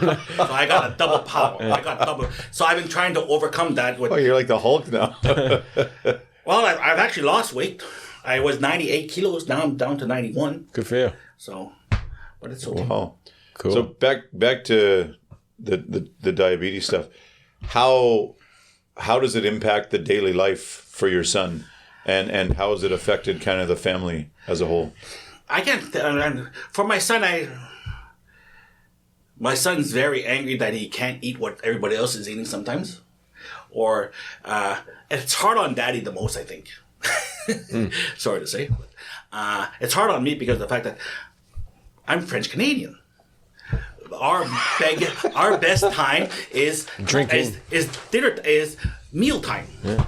Meal time is important time. It's where you talk to your kids, you talk to your wife. It's like I come home at 9 o'clock at night. I don't want to eat alone. I want to share something with my kids. I can't do it anymore. My wife is very, very strong on brushing her teeth, and so my kids say, "Dad, I don't want to eat with you. I gotta brush my teeth. I already brushed my teeth." Dad, I can't eat with you because you're getting home late. Is that? Yeah, because I'm getting home late or everything else. But just the idea that not being able to share everything with my kids at any time, where it's hard. It's not easy for me. But the poisson gaseuse at 9:30 p.m. is not good for I'll eat something like I'll eat whatever, like a small something. Sure, yeah. But I just wanted to say poisson gaseuse. So what about for my son? For your son, is it a major inconvenience, a small inconvenience? Maybe. I mean, if you say he can't eat all his friends do, but other people can't do all. Exactly, but my kids don't have phones. His kids don't have phones. They can't do what all their friends do because their friends are all on their phones. Everyone has probably some form of they can't do what they want. Maybe, but the problem is that it's life changing for him because of the fact that it is diabetes. It's not about the phone. Right. It's like his body is. I'm not comparing. I know. I understand. What is the level of inconvenience, or how does he? The level of inconvenience is that he can't do. Every time he does something, he has to check his sugar first. Or every time he has to go out, he has to bring his diabetes kit. Every time he goes out. Today, with the monitor on his arm, it's much easier. Sure. As he doesn't have to prick his finger every time he has to do something. Right. So this is much easier today, but it's... So would you say he's well adapted? Or it's just that it's a daily thing. Yeah. It's always going to be there. Right. It's always there. Yeah. Like you have, let's say once a day, you at 12 o'clock, you have to pick up an orange. Okay? Or there's a study. Remember a long time ago in high school, the girls, to show girls that you don't want to have a baby, they would give her a doll and they tell her, you have to change a diaper every 2 hours. Yeah. And do it for the next 2 weeks. Yeah. What would the girl say? Oh, it's tiring after every 2 hours. It's annoying. He has to do that for the rest of his life. Yeah. He has to check his sugars 4 times a day. He has to take insulin 2 times a day. And it's daily. Yeah. It's like, what you do every day that's the same time every day. It's a prison. It's like it's an invisible prison. Sure. So at the same time, though, I think if you reframed it and said, it could could be like this, like it was 30, 40 years ago, where it was more difficult to Right. manage, versus today where he's got his patch. I think it is a lot more manageable, maybe easier. It's a lot easier, but it's still doable. Still But there, it's sure, easier. sure. It's much, much easier. Because when we had Anna on, she made it sound like almost it was. Well, she's used to it. Yeah. That's I mean, yeah, and it's been a long time. But She's had it since what, 2 years old. Her whole life, she hasn't known anything different. Not anything different. But he was 10, but it's just like you have to do it every day, Yeah, 3-4 times a day. yeah, It's like, to me, I call that a prison. yeah. But it's has he had any attacks or any episodes of? That's the thing. Like, my wife she's a math major, yeah. which means she's very diligent. She's the most diligent person I know. And she's more diligent than some presidents I know. So because of that, he's never had an episode. Good. In over 3 years, or over 2 years, he's never had an episode. Good. Which is And surprising, hopefully- because my brother, he had an episode every 2 months, every 3 months. Is there any? Does it create any tension? Like, I couldn't imagine if I was in that situation as a young guy growing up, and you want to think about it, or you have to think about it, but you can easily forget about it. You know, playing with your buddies or You can't, this or that. You can't forget about it. But that's what I mean. So I think maybe I would have drove my parents crazy in that maybe I might have had episodes regularly just from being careless and young and dumb and Exactly. you know, And especially that's why- youth, elementary school age where it could slip your mind or whatever. But that's where you need the math major to keep it straight. So I mean, does it create that tension? I could imagine There's my always mom's a tension. There's my always mom's a tension scolding because me. I want to go out and say, he has to take his sugar. He has to have lunch. He has to eat dinner. Yeah, we got it. There's always, it's always there. Is there problems with the school lunch? I know they're pretty healthy here. I think. Here, school lunch here is like, no problems here. But that's- it's not a Canadian problem. It's not an American problem. Yeah. School lunches here is rice and kimchi and fish. They had samgyeopsal a couple of days ago, a week Sure, ago. yeah. Like it's healthy food Okay, here. okay. So that's He has no problem with that. He has Oh, no that's problem good. whatsoever. That's one less thing you got to worry about. One less thing he has to worry about. Awesome. What is the support like from the local offices, from the government, from the medical system? You said just recently Health they system. started subsidizing the. He doesn't have to pay for it. Oh, that's awesome. Beautiful. So that's really nice. Life-changing. Life changing for me. Like it was. It was a couple $100 a month, wasn't it, for Anna? No, Anna mentioned that. it. But that thing is $75 for 2 weeks. Yeah. Yeah, 80,001 for sure, 2 weeks, so it's $160 or $150 every month. They pay for it. Beautiful. So it's a beautiful thing. That thing really that's all he has to do. 200. I gotta eat. 200. I gotta make sure I take some insulin. Yeah. And then he calls his mom, and he either gives it himself or his mom gives it to him. And when he's too sleepy, mommy gives it to him, and when he's awake, he does it. So she's not just a math major; she's probably an expert on diabetes now too. For Not only diabetes, but anyways, that's another problem. too many experts in the house. Well, I know we were going to talk about it. I'm happy I'm a man of God and I go to church and everything else, because Korea has been very hard in some ways. Because in September 2020, when the corona came in, 6 months later, my first son develops diabetes. 11 months later, my other son his face color started to change, and my wife noticed it. So my wife took him to the hospital, and they gave him a whole bunch of testing and everything else. And then my wife is an angel in some ways. Oh, I can't. She's an angel. Well, she had to be in the hospital for 3 months. In the 13-month period, she was in the hospital 3 months solid during the Corona crisis. She's in the hospital. My other kids, I don't see my wife for 3 months because my second son developed leukemia, and so I look at that and I say, "Hey, I'm fine. I can go. I can do this. I have faith. If my son dies, he's going to be happy. He's going to be in heaven. He doesn't have to worry about this shit anymore. Yeah. If he lives, I can have more fun with him. So I cherish every day. Sure. And I get that from God. I get that my foundation is God. Nothing shakes me because my foundation is God. So because of that, no problem. My daughter becomes a mental patient, no problem. I'll take care of my daughter too. It's just strength. Where's your strength? Well, what's your strength based on? A lot of Koreans say my strength is myself. Well, what happens if you lose your arm tomorrow?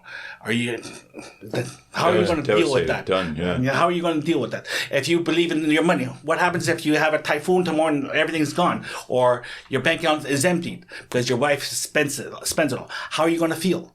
How do you cope? Like so, religion is your rock, something that you can always go back to. Exactly, it's my rock. That's 5,000 years old. I don't think it's going to move. So that's it. So, leukemias. So his face changes color. You go in. How long after till there's diagnosis? Within a few days, they know the diagnosis, and then he was in the hospital for about a month and a half. Oh. And then he's a month and a half, 2 months, and then they started on chemotherapy immediately. He doesn't take radiation. No radiation. He never had to take radiation.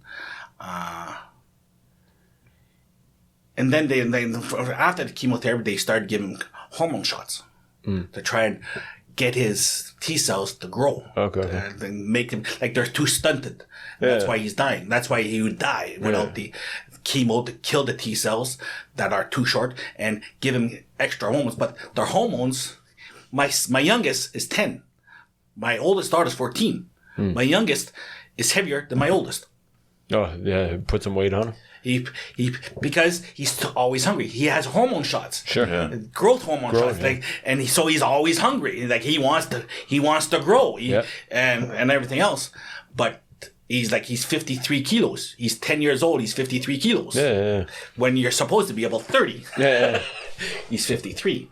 So I hug him every day. I love him every day. He's the magnet. I'm the magnet in my family. So he's the magnet. So magnet means youngest. Yeah. He's the youngest. I'm the youngest in my family. I have an older brother, 5 years. Sister's 4 years older. So I hug him to death every day because I don't know if he's going to be there next day. Yeah. What were the biggest initial challenges? I mean, just all of this coming at once. I mean, it's probably a good thing you have faith, but on top of that, getting a diabetes diagnosis and then leukemia and corona. I mean, you couldn't imagine. When it rains, it pours, man. And it doesn't rain, it doesn't pour. It's a typhoon season. It's typhoon season. Shit. What were some of the? I mean, apart your wife was staying in the hospital for 3 months. That was between both sons, right? Actually, maybe even longer than 3 months. It's the 2 times in my life that my wife actually hugged me. At the end of when my first kid was in the hospital, she came outside at Ulsan University Hospital, and we just hugged each other for 2 minutes because she's like she's just overwhelmed. Sure. Yeah. And the second son, when he got leukemia, she came outside once, and we hugged each other and said, "Hanman do." One more time. Sure. It's the only 2 times my wife has hugged me. Yeah. Apart from the 3 times that we made the kids. Exactly. So I thought I did. I went to her. She didn't come to me. As a backpack. I was going to ask. I want to get back and talk more about this, but that's usually a point of contention in many relationships among Koreans. What? Religion. Okay. Because now, yes, I mean, of course, Buddhism is kind of free and DIY. You know, there's not a lot of serious. I mean, many are very committed, but lots are, you know. I go to the temple, goes. Buddhist birthday, go once in a while. My wife was my mother-in-law was Christian. My father-in-law is nothing. Okay, believes in nothing. My wife was raised Christian, but at 18 she walked away. Okay, and she likes Buddhism. She leans towards Buddhism now, but beyond all that, culturally, in Korea, everybody's Buddhist. Right. Culturally. Right. And that causes that's a good point.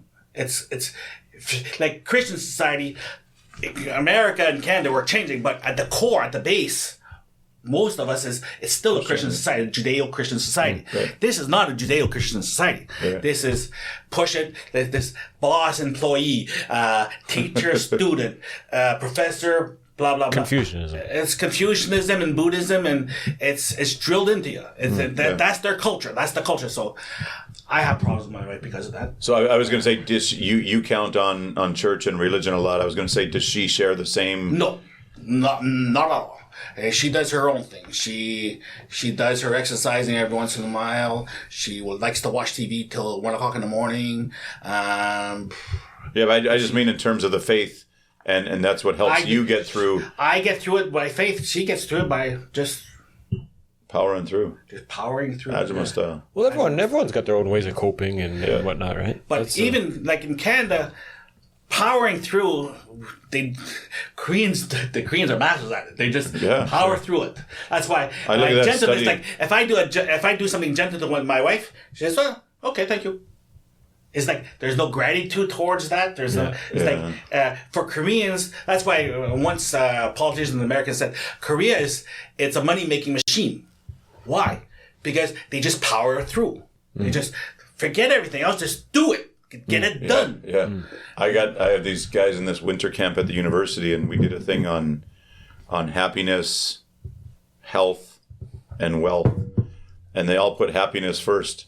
Bullshit. Almost all of them. Bullshit. And I asked them about studying for the Sunum because they all went through high school very recently, and I said, was that a happy time? And they're like, no, absolutely hated myself. Hated. I was like, would you make your kids study for the Sunum? Of course. They say no, but I was like, but you don't have kids.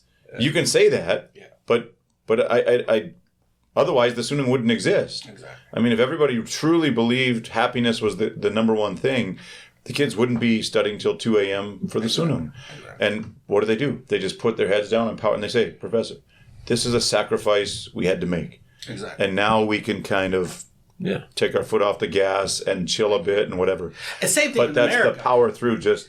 In America, if you want to go to Harvard, what do? You power through. Yeah, you have to. First year of Harvard, every professor, they give you tests and everything else, but they take it as easy as possible because they know to get into Harvard, you had to work hard. Right. Now you got to just recuperate. First year at Harvard is like it's like recovery. Cakewalk. It's a cakewalk. Recovery time. Yeah. You have to do some work, but as long as you do the work, we're not going to push you. Second, third, fourth year, I read the article. Now they start pounding you. But it's the same thing in Korea. All of Korea wants to go into Harvard. Every mother wants their kid to go to Harvard, and it's not just a fantasy. It's like, let's try and make it happen. Sure.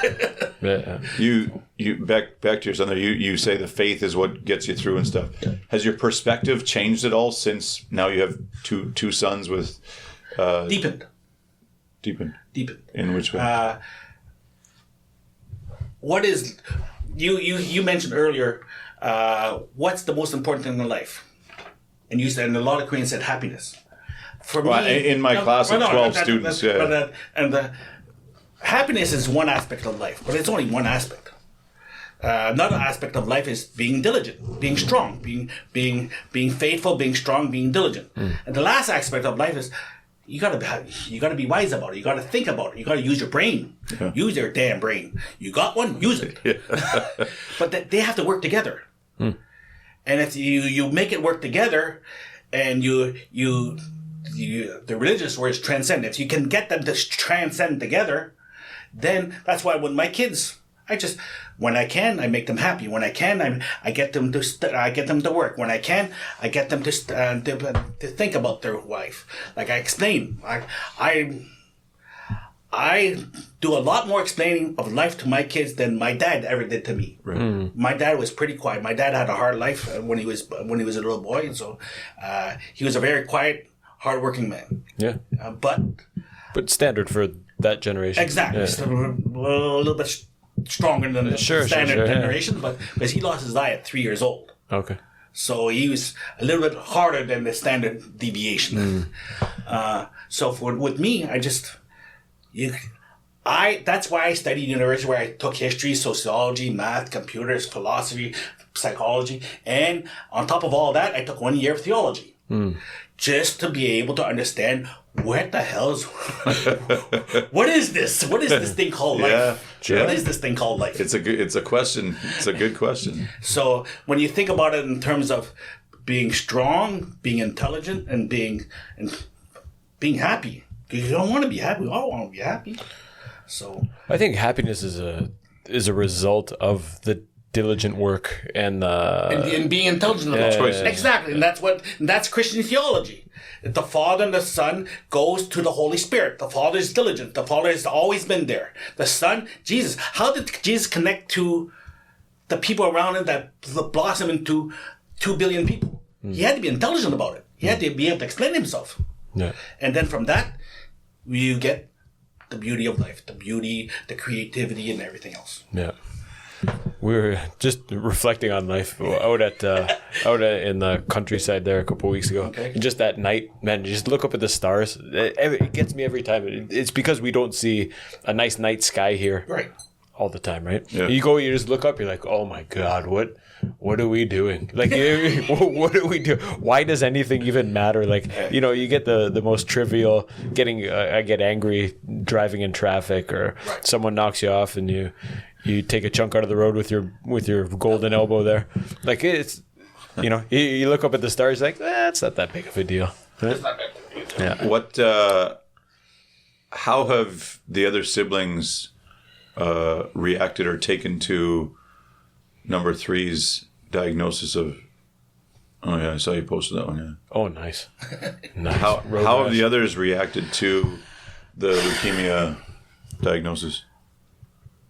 Sorry, just before that, how do you break the news to the kids? How is the? They were just told. Oh yeah, there's no. Nothing special. No, okay. But how do you explain it in a kid-friendly way that maybe they understand? Because they would have been with my son, like my oldest son, he has diabetes, and like with my brother, diabetes is like, why me? Why me? Why me? It start to focus just on me. Yeah. I had to show my son from the beginning, before that hey, it's not always about you. There are other people that are having things a little bit harder, and Eric's my oldest son. He said, Eric, if you take your medicine, you're going to live until 50 or 100 years old. If you take your medicine, Luke, on the other hand, can die next month. Relax. Do what you need to do, but we have to focus on Luke. I don't mean does it make him feel better, but did it put some perspective in for him? This perspective. Yeah. Like, everybody needs perspective. Yeah. Where are you in life? Yeah. You gotta manage. You gotta be able to manage. That's how I manage. I manage through, sometimes I want to be happy. Like last night, I really wanted a pizza party, but my wife doesn't think that way.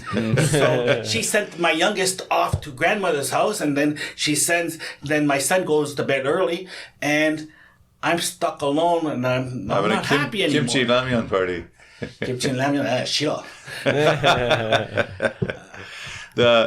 So you explain it to the kids, and my daughter, I was going to ask, has she become like a second mother figure and a helper, or? She has become a helper, especially with my oldest son. She has been able to get him to take his diabetes, to check his sugars and everything else, wake him up. I don't know if my daughter has ever given him a shot. I'm not sure about that. I'm not sure. But my older daughter, she's become somewhat of a bit of a nurse in some ways to the older son. Yeah. The youngest son, mommy takes care of him. Like, he has to take a pill every day. And the son, he doesn't like taking pills sometimes because it makes him barf. Yeah. So it's something that he has to deal with, and I have to deal with, and mommy has to deal with it. But mommy has to push him to take it, because if he doesn't take it, then his whole system goes bananas. So what, after he went straight into chemo? He went, pretty much, yes. What was that like? And it was during Corona. Were you allowed to go to the hospital and visit, or no? No. And he was in Ulsan up in Gyeonggi? No, he was in Ulsan University Hospital. And he was in Ulsan University Hospital for about a year and a half, for about 16 months. And then the doctor retired. Here? Here, at Ulsan University Hospital. And then when the doctor retired, then he had to transfer over to Asan. Yangsan. At the Busan Kids Hospital? University Hospital. Yeah. Because there's nothing here now. So he went through... It's amazing the doctor retired and they didn't have somebody in line. Because, that's the problem. What's the major problem between in Korea and in Japan? No doctors? Low birth rate.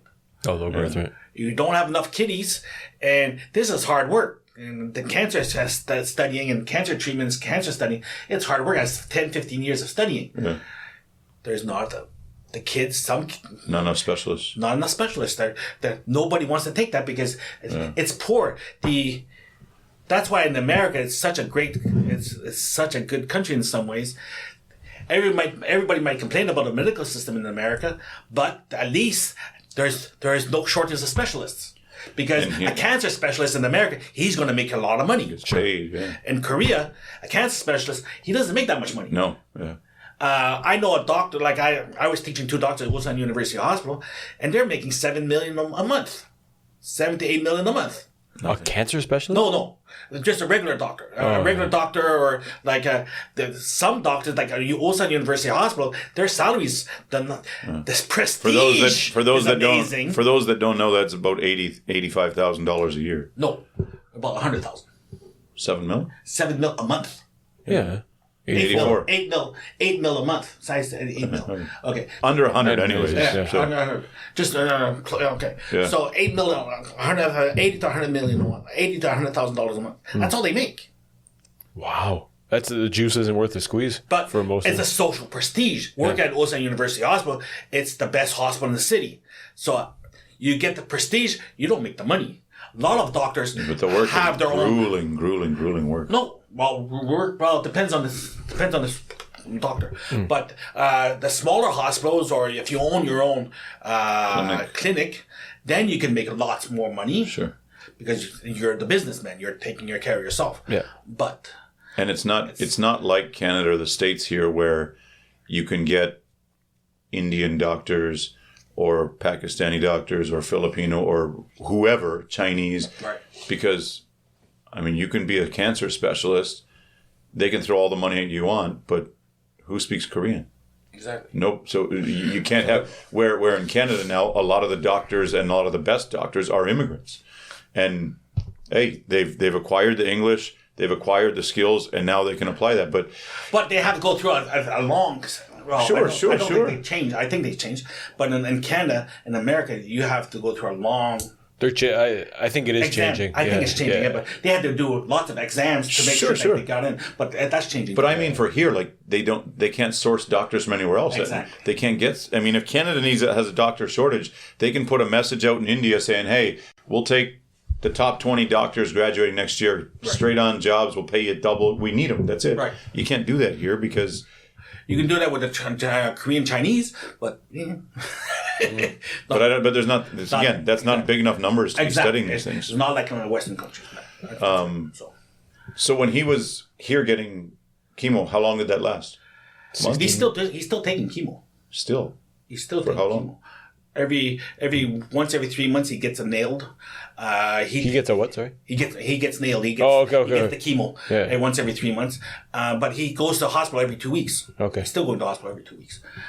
How long is a chemo dose? Chemo dose is 1 day. He leaves the house at 6:30 in the morning. He gets in the Yangsan by 8. He gets the chemo shot by 10, 11 o'clock, and then he recovers till about 4 or 5 o'clock in the afternoon, and then he comes home.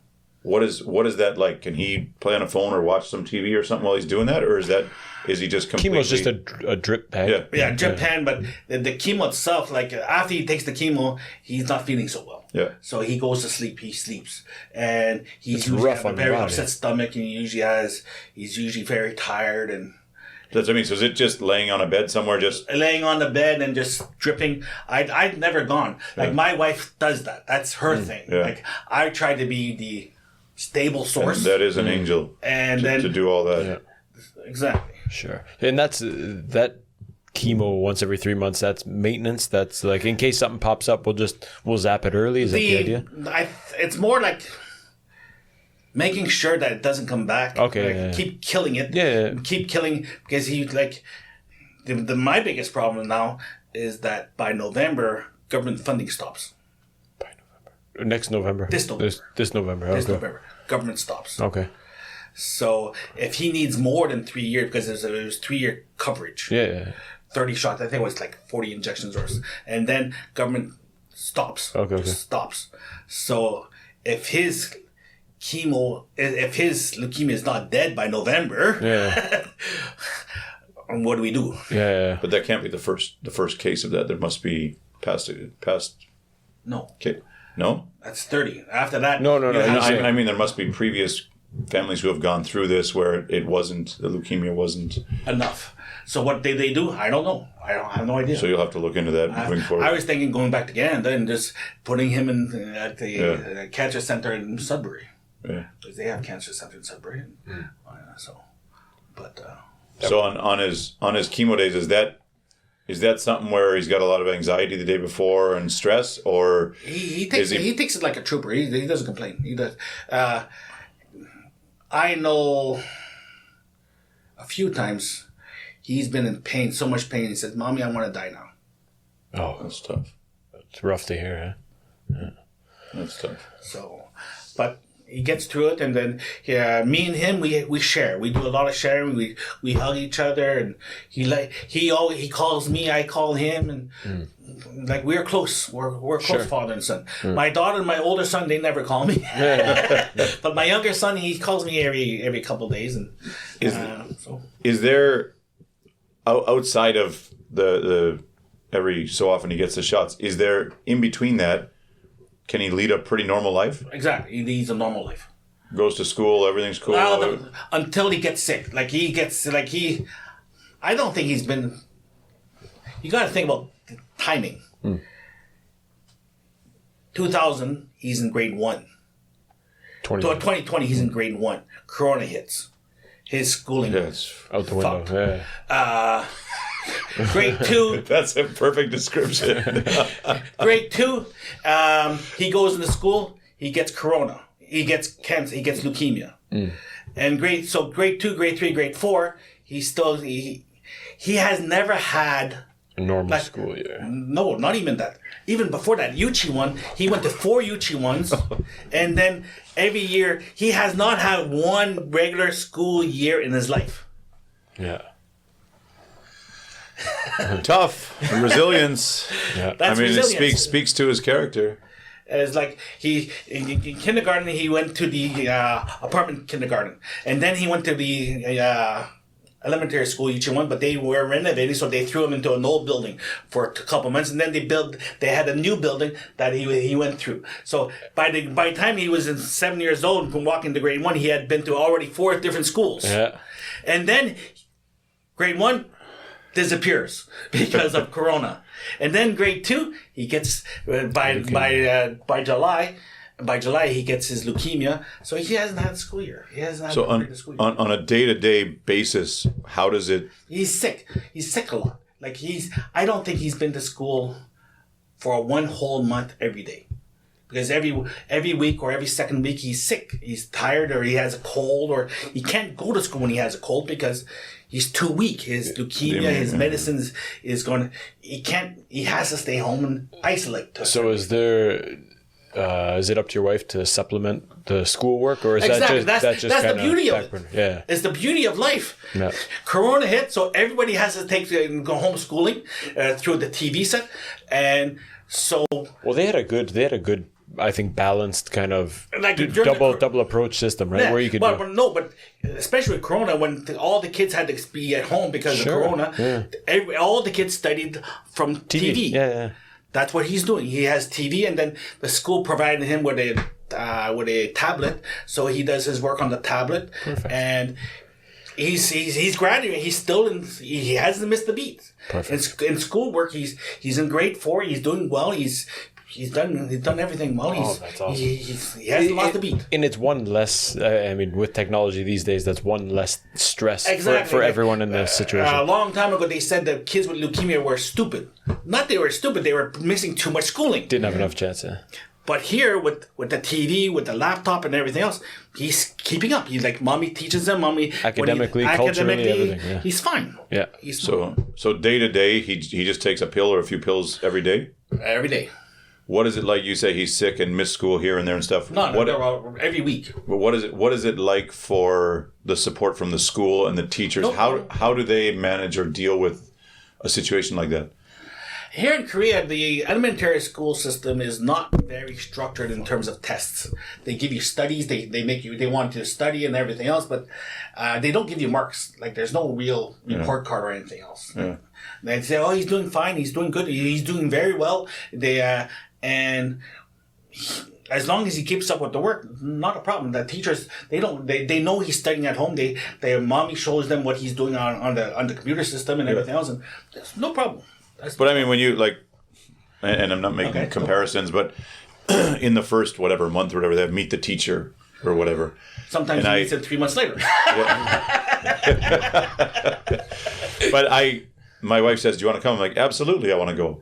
I want the teacher. I've never been. I want the teacher to understand who I am. I don't want to be a mystery.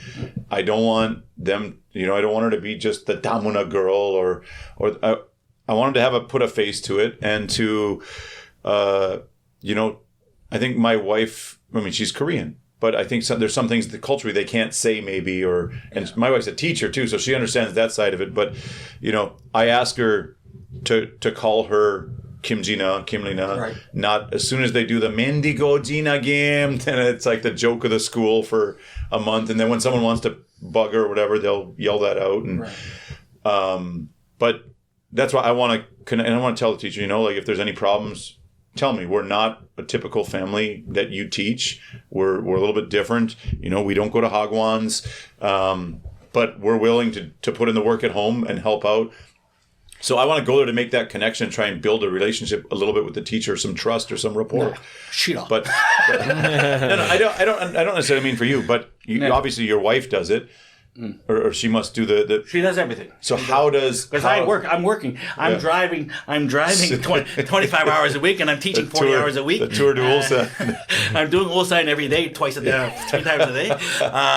But does she ever comment or mention the relationship with, like, a new teacher, and then do you have to explain? Listen, this is my son's situation. Wife does everything. Yeah. My wife. I'm an easygoing guy. I can speak Korean to a decent level, like on day-to-day affairs, arguing at the bank, or arguing with the ajumas, or arguing with the ajoshis. My Korean is fine, but for that, like, the whole teacher thing, my wife does not want me to go to school. Yeah. My daughter does not want me to go to school. I think mine don't either, but exactly. I don't like that sometimes they get pushed over, or they don't say it firmly enough that, listen, this is how we run our family. It might be different. They don't stay up till 11 o'clock at night. But my wife does that, so I get angry sometimes, and they go to bed because I'm very angry. But usually, my wife is I'll put my foot down every once in a while, but eventually, let's do what the wife wants to do. Yeah. She's the homeowner. She's the home. She takes care of the house. Everything. Yeah. I take care of the jobs. I take care of the money. I take care of making sure that my kids are happy. My wife is happy. If there's a problem, like there was one episode, it was really strange. A boy at the school was teasing my daughter every day. It was really getting bad, but my daughter never told us for 6 months, and then eventually she told us, and then the mother went in and talked to the teacher and everything else, and the boy was Vietnamese Korean. And he was calling my daughter Wei Gugin. And I'm saying, huh? Your mother is Korean, your mother is Vietnamese, your father is Korean, and you're complaining about my daughter? Yeah. It's like he hated himself. Yeah. Well, that's a little pot calling the kettle black there. But calling the kettle black, exactly. So, but other than that, like my son in grade 6, my oldest boy, actually I teach inside that neighborhood. In my neighborhood, I teach also at the Hagwon. Yeah. And I've shown kids that I take one finger against a middle schooler and I'll drop him in an arm wrestling match with one finger. Show him the elbow. That's the one that doesn't bend? People's elbow. No, I just do this and I just break. I will beat. And the kids know. Well, I have some kids tell me in middle school, you're the strongest man I know. Yeah. And they all know that he's my son. So you don't want to piss him off because he has a good punch. His hand is almost as big as my hand, and he can punch you pretty hard. Nice. So that's why my kids don't get booked. Awesome. Because even my daughter took 2 years of Taekwondo, so Beautiful. Nobody bugging it. Nobody bugging. I think it's important for them to have that self-confidence or whatever. If someone does bully you, you can deal with it, right? Despite all the all the hardships and whatnot over the past few years, is there any positive moments, really good memories that have come out of those? I mean, you've already mentioned the close relationship you have with your youngest son. Yes. The close relationship with my youngest son is, I was 40 when I got married. So I've been around the block a few times before I got married. So because of that, can you explain that a little further? No, and the idea that I've had life experience, like regular life experience. Like I'm not a 30-year-old idiot or a 25-year-old idiot. I lived. I've been overseas. I lived and everything else. So when my daughter was 2, like most Korean families, they go crazy because the kids are fighting. I stopped that at the beginning. Like my daughter was 2. We had the first son. So at one point, my wife is feeding the baby, and she pushed the daughter away. I was there when my daughter turned around and her face became super angry. And I said, no, we're not going to let this happen. This is going to stop right now. So what I did was that, a little bit later, I said, I took the baby. I brought the baby. I said, Mary, come here, sit beside me, sit between my legs. She's 2, so she can sit between. I picked up the baby, put it on her lap. She looked at the baby. And then I introduced her to the baby. Then I picked up the baby. Then after 10 seconds, she wanted to get out of there. So I picked up the baby, put it aside, and I walked away. And I told my wife, if you don't want Mary and Eric to fight for the rest of their lives, get her involved with the baby. Sure. So later and she said, how? Oh, let her feed the baby. She can sit down on the floor, give her the baby, let her hold the baby and give him milk. Yeah. Get her involved, or she's going to get angry, and I don't want angry kids. Resentment builds, yeah. So right off the bat, now my daughter and my son, they do everything together. Yeah. They have fun together. They enjoy each other. Yeah. Nice. And so different steps like that I've done. Yeah. So I think it's important to be able to identify a behavior early when it's starting and kind of plot where is this going to end up if I let this continue. The child development, I've always looked at the idea that as babies, they know nothing. There's no brains there. Yeah. It's all emotions. So as long as you take care of the emotion, like one time my daughter was about 2 years old, I was crazy with my daughter. From the moment she was born to about 2 years old, I would only speak to her in French. Me and my wife would only speak together in English. My wife would speak to her only in Korean. What language came out first? French? No. English? Tabarnak! Oh, shit, it's working. Korean. It's working. Why? Because she hears that everywhere else. Mommy's most important because there's feeding and everything else. Sure. And then the rest of the country is Korean. Yeah. So her Korean came out first. What came out second? English. Because you and Mom talk? English came out second. Why? Because she heard conversation. She heard back and forth. She heard language is about communication. Yeah. She hears the answer. She hears the responses. She can figure it out. The brain will figure it out. The last one was French. Why? That's the problem with Hogwons. In Hogwons, you only have the teacher talking to the students. Do the students hear a conversation? No. It's fucked. It could be frequency too, right? So because of that, you need I love the after-school program, the Banhakue, because usually there's a Korean teacher and an English teacher and a foreign teacher in the English classes, at least once a week or twice a week. So what happens is that the Korean teacher, as long as the Korean teacher can speak English, there's a conversation that the kids can hear. and then they'll pick it up. That's one aspect that they need to learn. So I always tell my hogwise, I always tell my private students, my private parents, they ask what's better, privates or hogwine. I say both are important. Because the students in the hogwine, he will hear other students speaking, he'll hear what other students are doing, he will be, he's at least hearing something in terms of response. And then on the private level, then you get one-to-one. Then you get to learn, fix some mistakes, fix some errors, and blah, blah, blah. Sure. So if, back to what he was asking before, positive moments, is that any highlights or any moments that stick out over the last, probably a pretty tough 3-4 years. Anything that sticks out as a great memory or highlight? Yesterday. Or Monday, Friday. I wasn't there, but I was proud because the fact that my son graduated elementary school. Awesome. He's in grade 6.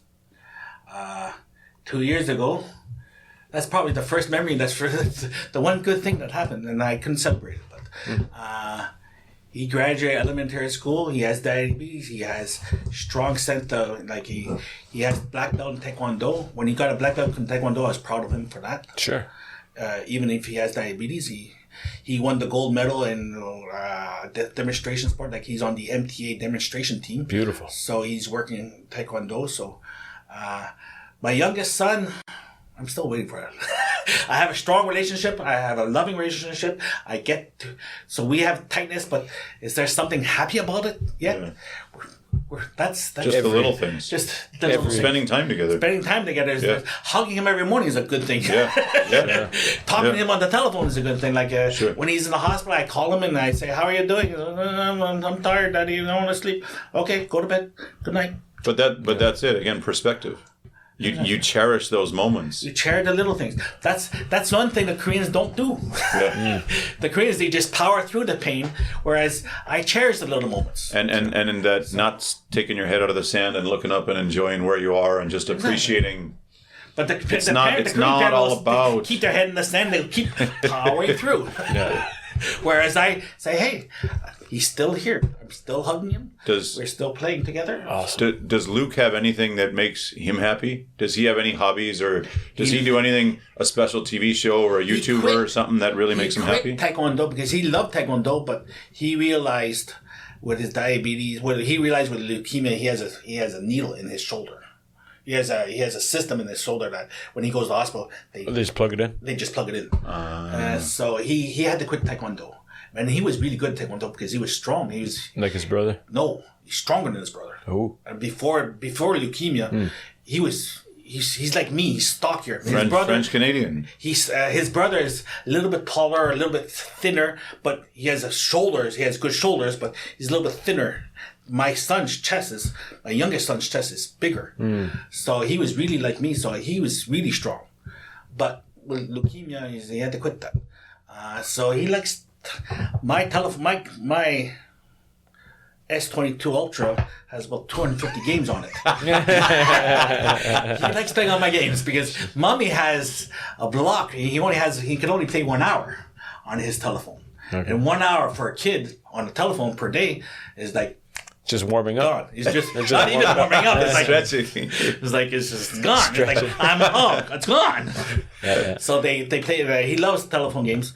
Other than that, my older son he likes YouTube. He likes looking at he really likes YouTube. He likes to look at the Korean, anything Korean. The gamers? I see a lot of kids watching other people shows. Play games, yeah. The guy hate it, but my kid loved it. So I said, okay, that's what you want to watch. It's the same as our parents watching us play video games. Like, what are you doing? You're wasting your time. But looking back, that was a great source of entertainment and happiness. But it's also learning.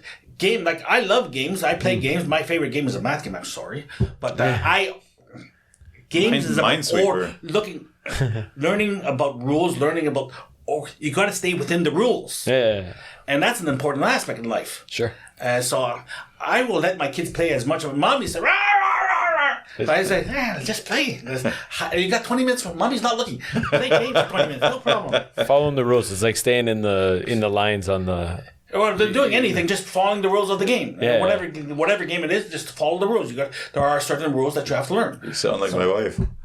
I think I'm more like you. I'm more like your wife. I got the rules, and Mom's bending the rules every time I turn around. Breaking the rules. I think it's good to have a balance, though. Yeah. It's good to have a balance. That's the beauty of a husband and wife. Yeah. There is a balance. Yeah. As single parents, they don't have that balance. Is there? How has it affected? I mean, all of this. How has it affected the parenting? And I mean, for your daughter, I mean, I don't mean neglected in a bad way, but obviously you have priorities with dealing with the two sons and their situations. She might have learned that during the breastfeeding phase there. Right? The daughter and I, we have a special relationship because my mom and I always had a special relationship. Mm-hmm. My mom, she did not give me too much except love. Like daily chores or daily tasks or daily brushing of teeth. My mom never showed me anything. Whereas with me and my daughter, we have a really open relationship. We talk about everything. We hug each other every day, or we talk about everything. Or I try to get her to talk about everything, but she's a middle schooler, so sure. It's a little bit tougher, a little bit tighter these days. Yeah. A little bit tighter these days, but it's still. We have a great relationship. Like she's never angry at me. I'm never angry at her. We talking normally. I spend a lot of. My sons might tell you that I spend more time with the daughter than them. Oh, really? Uh-huh. Because, well, mommy's always with them, so I gotta take care of the daughter a little bit more. So I spend more time with her. So it's a balancing act for you and your wife. Exactly. It's like for me. I don't know. Yeah. My wife does what she needs to do. Yeah. I figure out the rest. So for me, I've taken my daughter out to a restaurant maybe 5, 6, 7 times, whereas with my sons, I've taken them out once. My daughter loves taking a scooter ride with me, so we go scooter riding. But your sons get that constant attention from mom. They get constant attention because they need it. Because they need it, and then they get it from me when I have a chance, when I have time. Yeah. On Sunday afternoon, I usually have time, or Sunday mornings. Sorry. But that's how that works. I hope they can listen to this one day and see how much Dad loves them and takes care of them. Eh? Awesome. So, but other than that, it's just life is unpredictable. Life is just. It is. Come on, just give it to me. Like I remember one time my Hogwarts teacher said, "You can live anywhere." And I said, well, "Isn't that what life is all about?" Yeah. Being able to do it and being able to take care of everything. Adapt to anything. Yeah. Like if you don't have the foundation and if you can't, like if you don't create a foundation and all of a sudden something gets out of the ordinary, what do? You either adapt or you die. Sure. That's what's happening in America. Like they're trying to get out of the norm, and I rail against it. Like we talked about here, avid Facebooker. I'm an avid Facebooker, and I really rail against stupidity. Like that's a lot of it is just stupidity. It's a lot of stupidity in the world today. You said before the wisdom and the common sense and the logic, and people just don't apply it. Exactly. Okay, I will save avid Facebooker in retirement for a minute here. Okay. I just had one more question for Luke. Okay. What is the long-term prognosis? What is the outlook for? Usually in Korea, usually in the world, usually with chemo, 80% of kids survive. With leukemia. Yes. And what would be the dream situation would be normal life by November. By November, and then the doctor will say clear bill of health. He has a clear bill of health, or I hope it doesn't wait till November. I hope by the summer it will be a clean bill of health. What's the usual is what, 2 years? 2 years of medicine, 2-3 years of medicine, and then you're off. You should be able to take care of yourself. Yeah. So Luke is like, he needs to. His biggest thing right now is lose weight. He's really too heavy. Yeah. Like a couple of weeks ago, he had a sore foot, and I asked him, "Is the sore foot? It's in your muscles or it's in the bones?" And he said it's in the bones. So we take him to the hospital. They take an MRI of his foot, and they said it's clean the bill of health. There's no leukemia in the foot. So it's just he's too heavy. Yeah. A 10-year-old body, a 10-year-old musculature can't handle support them 110 pounds. But I mean, in terms of looking ahead, it's get that clean bill of health and then lose the weight and then more active go on life. your life. Just go on your. So there's no further. I mean, are there still checkups after that? Is there usually, still medicine? once every 5 years, there's a checkup just to make sure That's it. Really? Wow. That's it. That's fantastic. So is that something that must? I mean, that must be in the back of your head all the time. Like we're Exactly. almost through this. We're almost through this. Well, I can't say that because I don't know if it's going to be ending. Right. Right now, it's just like, will it be finished by But the November? light at the end of the tunnel is there. Perhaps. We don't know. There's Perhaps. potential. Like it's the uncertainty of life. It's the uncertainty. It's the aspect of be strong, be diligent, know the case that, hey, understand the idea that, hey, it might not be ending. Hope. Hope is a beautiful thing. Hope is beautiful. But then Pandora's box. Yeah. What is the reality of the situation? You got to keep looking at it. So you said 80% will go on to lead a normal life. Exactly. 20% Die. That's it. There's no gray zone. No. There's nothing. Well, that's 80-20. It's the 80-20. That's in America. That's what they say. If you follow the procedure, like in Korea, they'll follow the procedure exactly. And I tell the traditional way is 80-20, but the new science and everything else that Korean doctors don't always know about is the multivitamins or the vitamin C. There's one treatment in America that they've done it for the last 10, 15 years where if you take mega doses like 20,000, 30,000, 40,000 unit. Usually it's 5. 5 to 1,000. And people take 1,000. Yeah. I took 10 when I got Corona. I took 10,000 every 3 hours. I killed Corona within 8 hours. Holy shit! Because vitamin C is an immune booster. Yeah. So I took 10,000 every 3 hours. Holy shit! For 3 times for like over a 6 hour period. You're just pissing orange juice. Well, I was taking it, but I stopped it within 6 hours. Okay. I was over the bend because at 2:00 for Thursday night, Friday morning, it was rough. I was having a hard time. Yeah. And I gave myself a huge dose of mega vitamin C, 10,000, 15,000, and I just did it every 3 hours. Yeah. By 10 a.m., I've turned the corner. Good. So, and then I was fine next day. Right? I was feeling fine next day. Like I still had to isolate for 2 weeks, but I felt fine next day. Do you, knowing, I mean, diabetes different, it's maybe a little bit easier to manage, but with the leukemia and reading and literature and stuff, you're, I imagine, doing your own research and reading stuff all the time. Does it conflict or does that make conflict with your wife if she says, well, the doctor said this and in Korea we do this? That's big problem. Yeah. She doesn't follow me. She said, we're going to follow the doctor. I said, okay. Then I lay down the hammer. Yeah. If he dies... Yeah. It's, I mean, for dentists, for everything here. Everything. I say, well, in Canada we do this. Or, well, this isn't Canada. I know, but...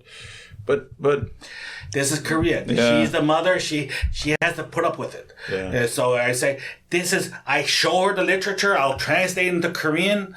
I'll show it to her and everything else. And what she does with it, it's up to her. Yeah. Exactly. If she wants to put in the garbage, she puts it in the garbage. And I would say, if he dies... But, okay. Let's go here. We'll hit these other two quick and then we'll wrap it up. Avid Facebooker. You post, you have the highest post per hour rate of anyone in Korea for memes and everything else. Yeah, you were on KBS there a couple months ago for the most posts per day. KBS? I'm joking. But you post so much stuff on there. Like, is that at red lights you're posting all that shit or what? It's the idea. It's like... and it's A to Z. I don't have a social life. Right. Because I'm teaching. Yeah. So I can't meet guys every day, every week. So you just stir the pot? At red lights? Exactly. Unless I stir the pot. You guys have to understand, I've been reading 5 hours a day since the age of 14. Yeah. Like I read. That's what I do. It's my life. Yeah. I'm not gonna shy away from it. I went through university, and I never studied through university, but I was able to write out a 10-page report in 6 hours. Yeah. Because all I had to do is find the books I wanted, go home, pick out different topics, pick out different aspects, write That's what I did last year at university. I finished I finished a 10-page essay in 12 hours. Now they do it in 10 minutes. And now they can do it with 10 minutes. 10 seconds. 10 seconds with the Google search and everything else. You can find the library on the internet. I have the links to libraries on the internet. Yeah. So that's like. So that takes that's the social life. That's my intellectual life. It's my social life. It's my cultural life. It takes care of everything because I don't have a social or cultural life in Korea. Right. But what about the sharing and the impacts and effects? Do you ever get any crazy comments or somebody saying what the hell's this or you're crazy? Because you I don't post anything like that. I don't post comments out there. No. I used to poke you a little bit when you post something there. I used to give once in a while, but we were friends, right? Yeah. And then what happened yesterday or a couple days ago? Well, I requested the friending because I wanted to go through your feed. Exactly. But why? Because those things it took over my feed. It was just coming way too fast, way too much. Okay. So then I don't see anybody else's stuff because all I got is Dan's every 15 minutes. I got Dan's. So that was the problem. Was that I cut you out. Did you? Yes, I cut you out because there was one post. I know where you're coming from. It was a post about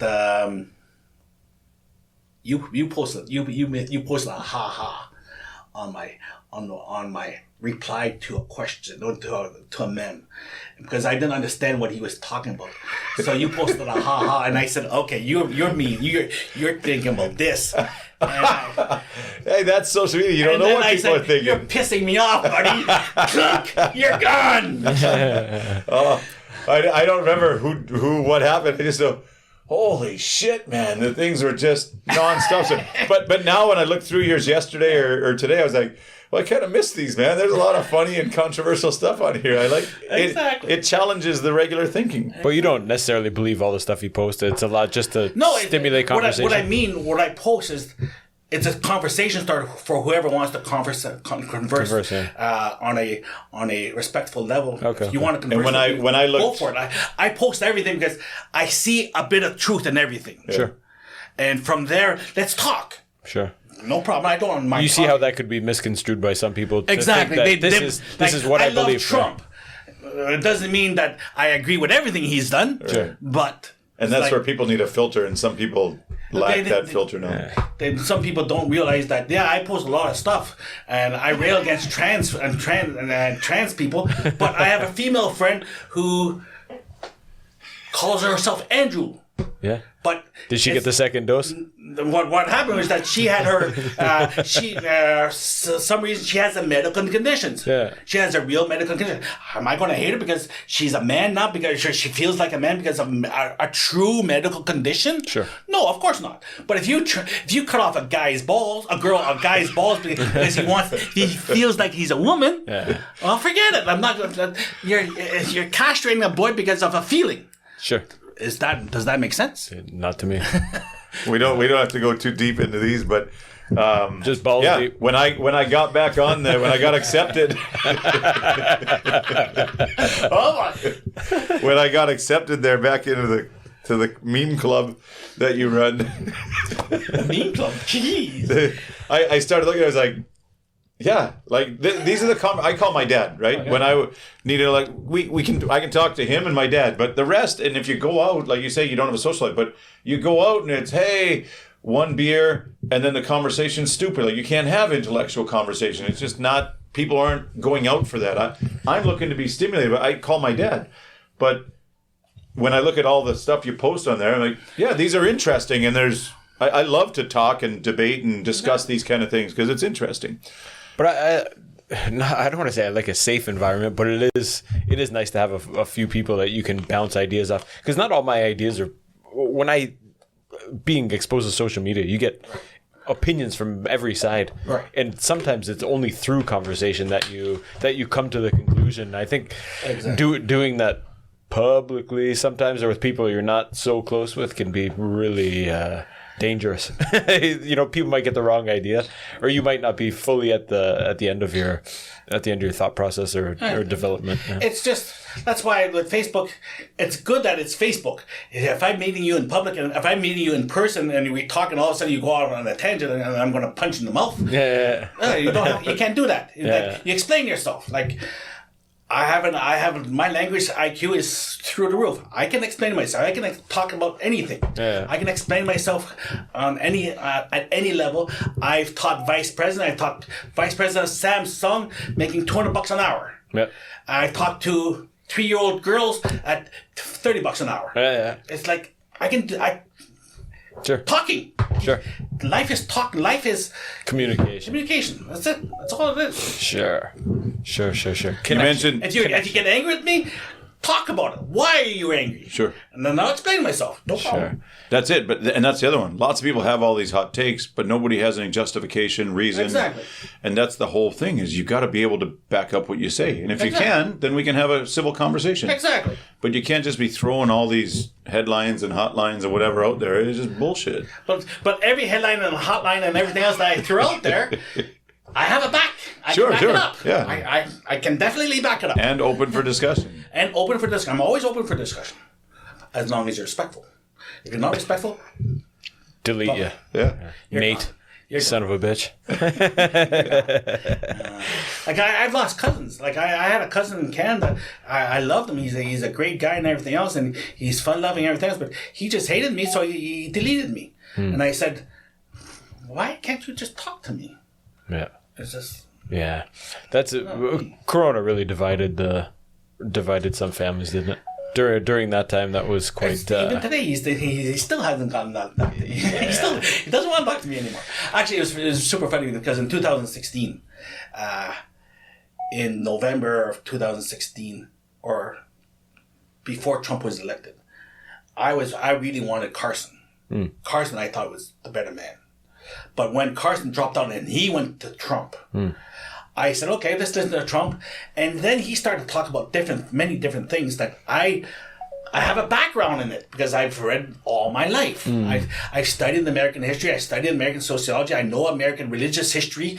I know the differences in America are profound and everything else. So by January of the election, of 2016 election where Trump was elected, I knew he's going to win. And everybody thought Clinton would win. Like every freaking newspaper in America, and that's what shocked me the most. Every newspaper in America went to Clinton. Sure. All 50 major newspapers in America went to Clinton. Well, since you know this, and Trump won. Since you know this stuff, who's winning this year? Well, what happened in 2016? That was easy because Trump was an unknown, but I knew he was connecting to people. Yeah. 2020. What Trump says, the election was stolen, right? I always look at one fact that really shocked me the most. In America, there's something called bellwether counties. These bellwether counties have been going on. They've been voting for the same president, for the president. They always vote for the president for the last 50 years. Okay? All of a sudden, 19 of 20 in the 2020 election voted for Trump. They went the Trump way. And Biden wins? How is that possible?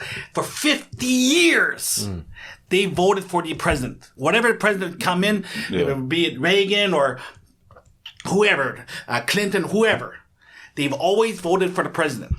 For the first time in 50 years. For re-election, you mean? For election. Any election. Whoever they voted for became the president. Exactly. Oh, okay. Every time they voted for someone, that was the president. There's 20 of them. Yeah. They're called bellwether counties. Yep. They all voted for, 19 of the 20 voted for Trump. And they lost. How? That tells me when you have such bias in the media that they all go for Clinton, and then you have 19 of 20 counties going for Trump and he loses, what's happening? I just know there was a lot happened in that last election and it's still going on now. Exactly. One thing I heard is that Facebook, they spent $500 million to get out the vote in certain Democratic districts so that they can get the Democratic vote. Because in American society, the politics it's down to a freaking neighborhood.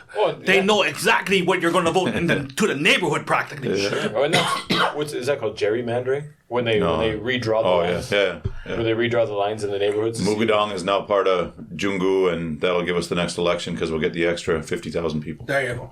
Yeah. So in America, they get down to the science. So all Facebook did that through all their data mining and everything else, they focus on 3-4 areas within the country because everything else they know what's going to happen. Yeah. It's like 3, 4, 5 areas within the country, and that's really small. If they could get out the vote there, it can tip the election. Yeah.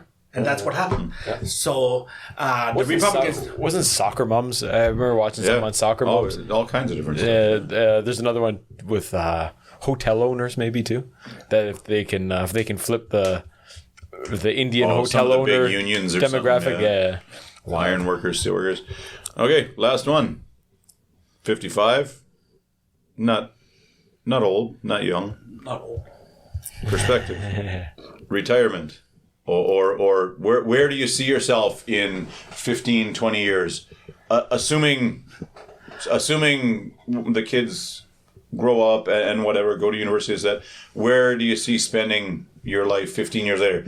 Is there a good chance of moving home, or do you see yourself here playing Paduk in the park with some makali, or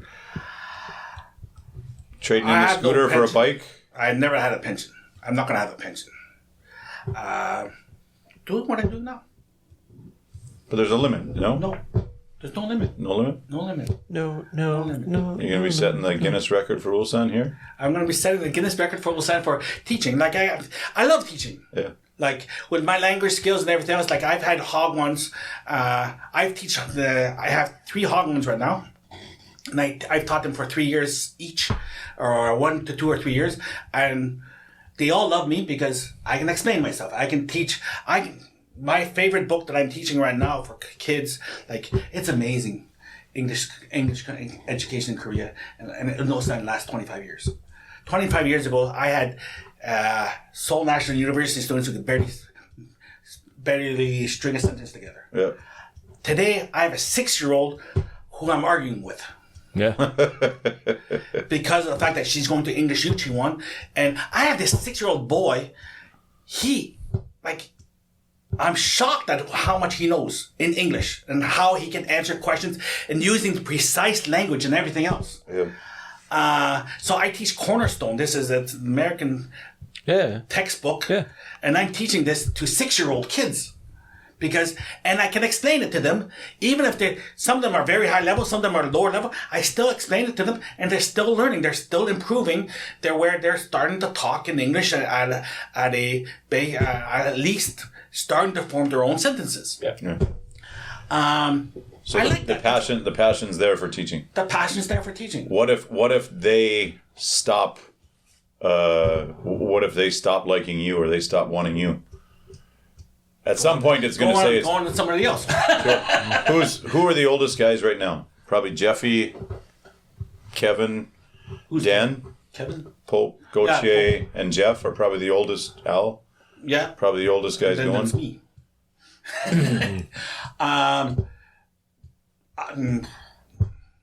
But you see 65... No problem. Straight on, same as that? Same as... I think I could do no problem too, but my problem is if they don't accept me, then it's a problem. But parents love me. Lots of parents. I speak Korean. I speak to Korean in English. I speak to parents who know English. I speak Korean to them. Yeah. And they love me because I can speak Korean to a certain extent. And because of that, I don't see it in people not liking me. I'm a nice guy. Yeah. Just don't check my Facebook. Check my Facebook if you have a discerning mind. Sure. Yeah, no doubt. Well, any closing thoughts or words of advice if in terms of your kids and their situations? Anything that you could offer maybe to somebody else who might be looking at the same or similar situation or a childhood illness or disease that might be life-changing for them and their family? If you think it's hard, forgive yourself. Because it means that you did not have enough of a foundation. Forgive yourself. Now, grow. My whole life, I've had times in my life where it's been I've landed in the hospital for a couple of times, and it's about growth. Learn to grow. If what you have is your foundation, if your life is based on something, and life has thrown a curveball at you that you don't understand, forgive yourself. Now, get back to work. Start to learn again. Just keep learning. Grow. Shut up and grow. Sure. That's it. Yeah. For me, I didn't have to forgive myself. I have the foundation. Yeah. So I just keep growing. Like what I would love to do in the next 5 years, if I could, like Allison courses. Allison, there's a website. It's from Ireland. And they give you courses. Some of them are really free. Some of them are cheap, and they give you digital certificates and everything else. I'm gonna start doing that because I want to keep growing. I would like to keep teaching, keep learning, keep growing. You gotta learn to grow. Don't get stuck. That's what I think when I hear retirement. I'm like, what is retirement? I don't know. I don't ever picture just stop working. It's just, I just keep doing whatever you like to do. Because I don't know how old you're, 43. but eventually you're going to have to quit university work. Sure. Yeah. Which means, what are you going to do after that? Yeah. Go back to hog one? But open your hog one? But that's the thing, and that's part of living here with 1 and 2 year contracts. It keeps you on your toes. It keeps you learning, growing, and keeping you in the game because you never know what's next. You never know what's around the next corner. So you gotta keep growing. That's what I like it. The worst situation for me, like you said earlier, I can think of is being at home where someone says, "Okay, you can work here for 40 years." That's it? That's my whole life? Yeah. You just told me? My next 30 years is working for this company? How boring. I like the spice, man. I like that, the next year is not guaranteed. In some ways, I like to have at least 5 to 10 years where I'm working a real job, where I'm a consultant making presentations. Because I've done it. AMA, I've done these seminars, 2-5 day seminars. Start a company. Exactly, but I don't know how. It's not that I don't know how. It's just that how do you get your first client? Reach out, LinkedIn, use the connections, build the network. I have over 500 people on my LinkedIn website. I have over 500 connections, but they're all over the world. Yeah. I have one connection here in Korea, but he connected to me, which I was very happy about. But we haven't next steps. So it's just for me. It just I'm waiting. I'm just. Study, keep learning, study, and take the opportunities as they come. Yeah. Some things you just don't have control over. Yeah. So let it come to you.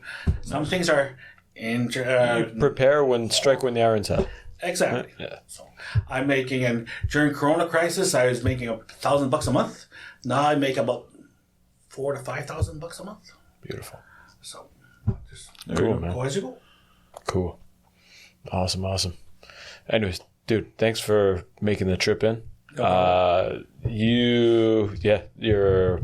hard work with all the things you're dealing with in your life. You seem to really have it together, man. And you're the solid rock. Sounds like for the family, for the son, for everything. And keep up the hard work. It's inspiring to listen to the story.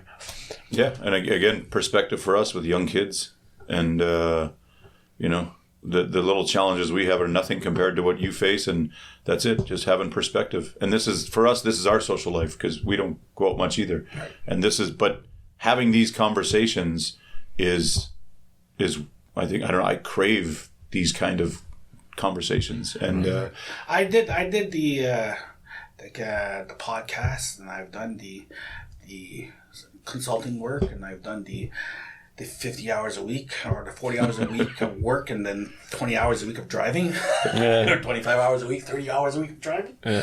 I've done it. So just continue on your way. Yeah. Awesome. Well, keep thanks learning, for keep coming growing. by. Great to see you and catch up. Thank you. Solid work. Thank you, everyone, for listening. Guys. I love it. Invite me anytime. Sounds good. We'll talk to you guys later. Bye-bye.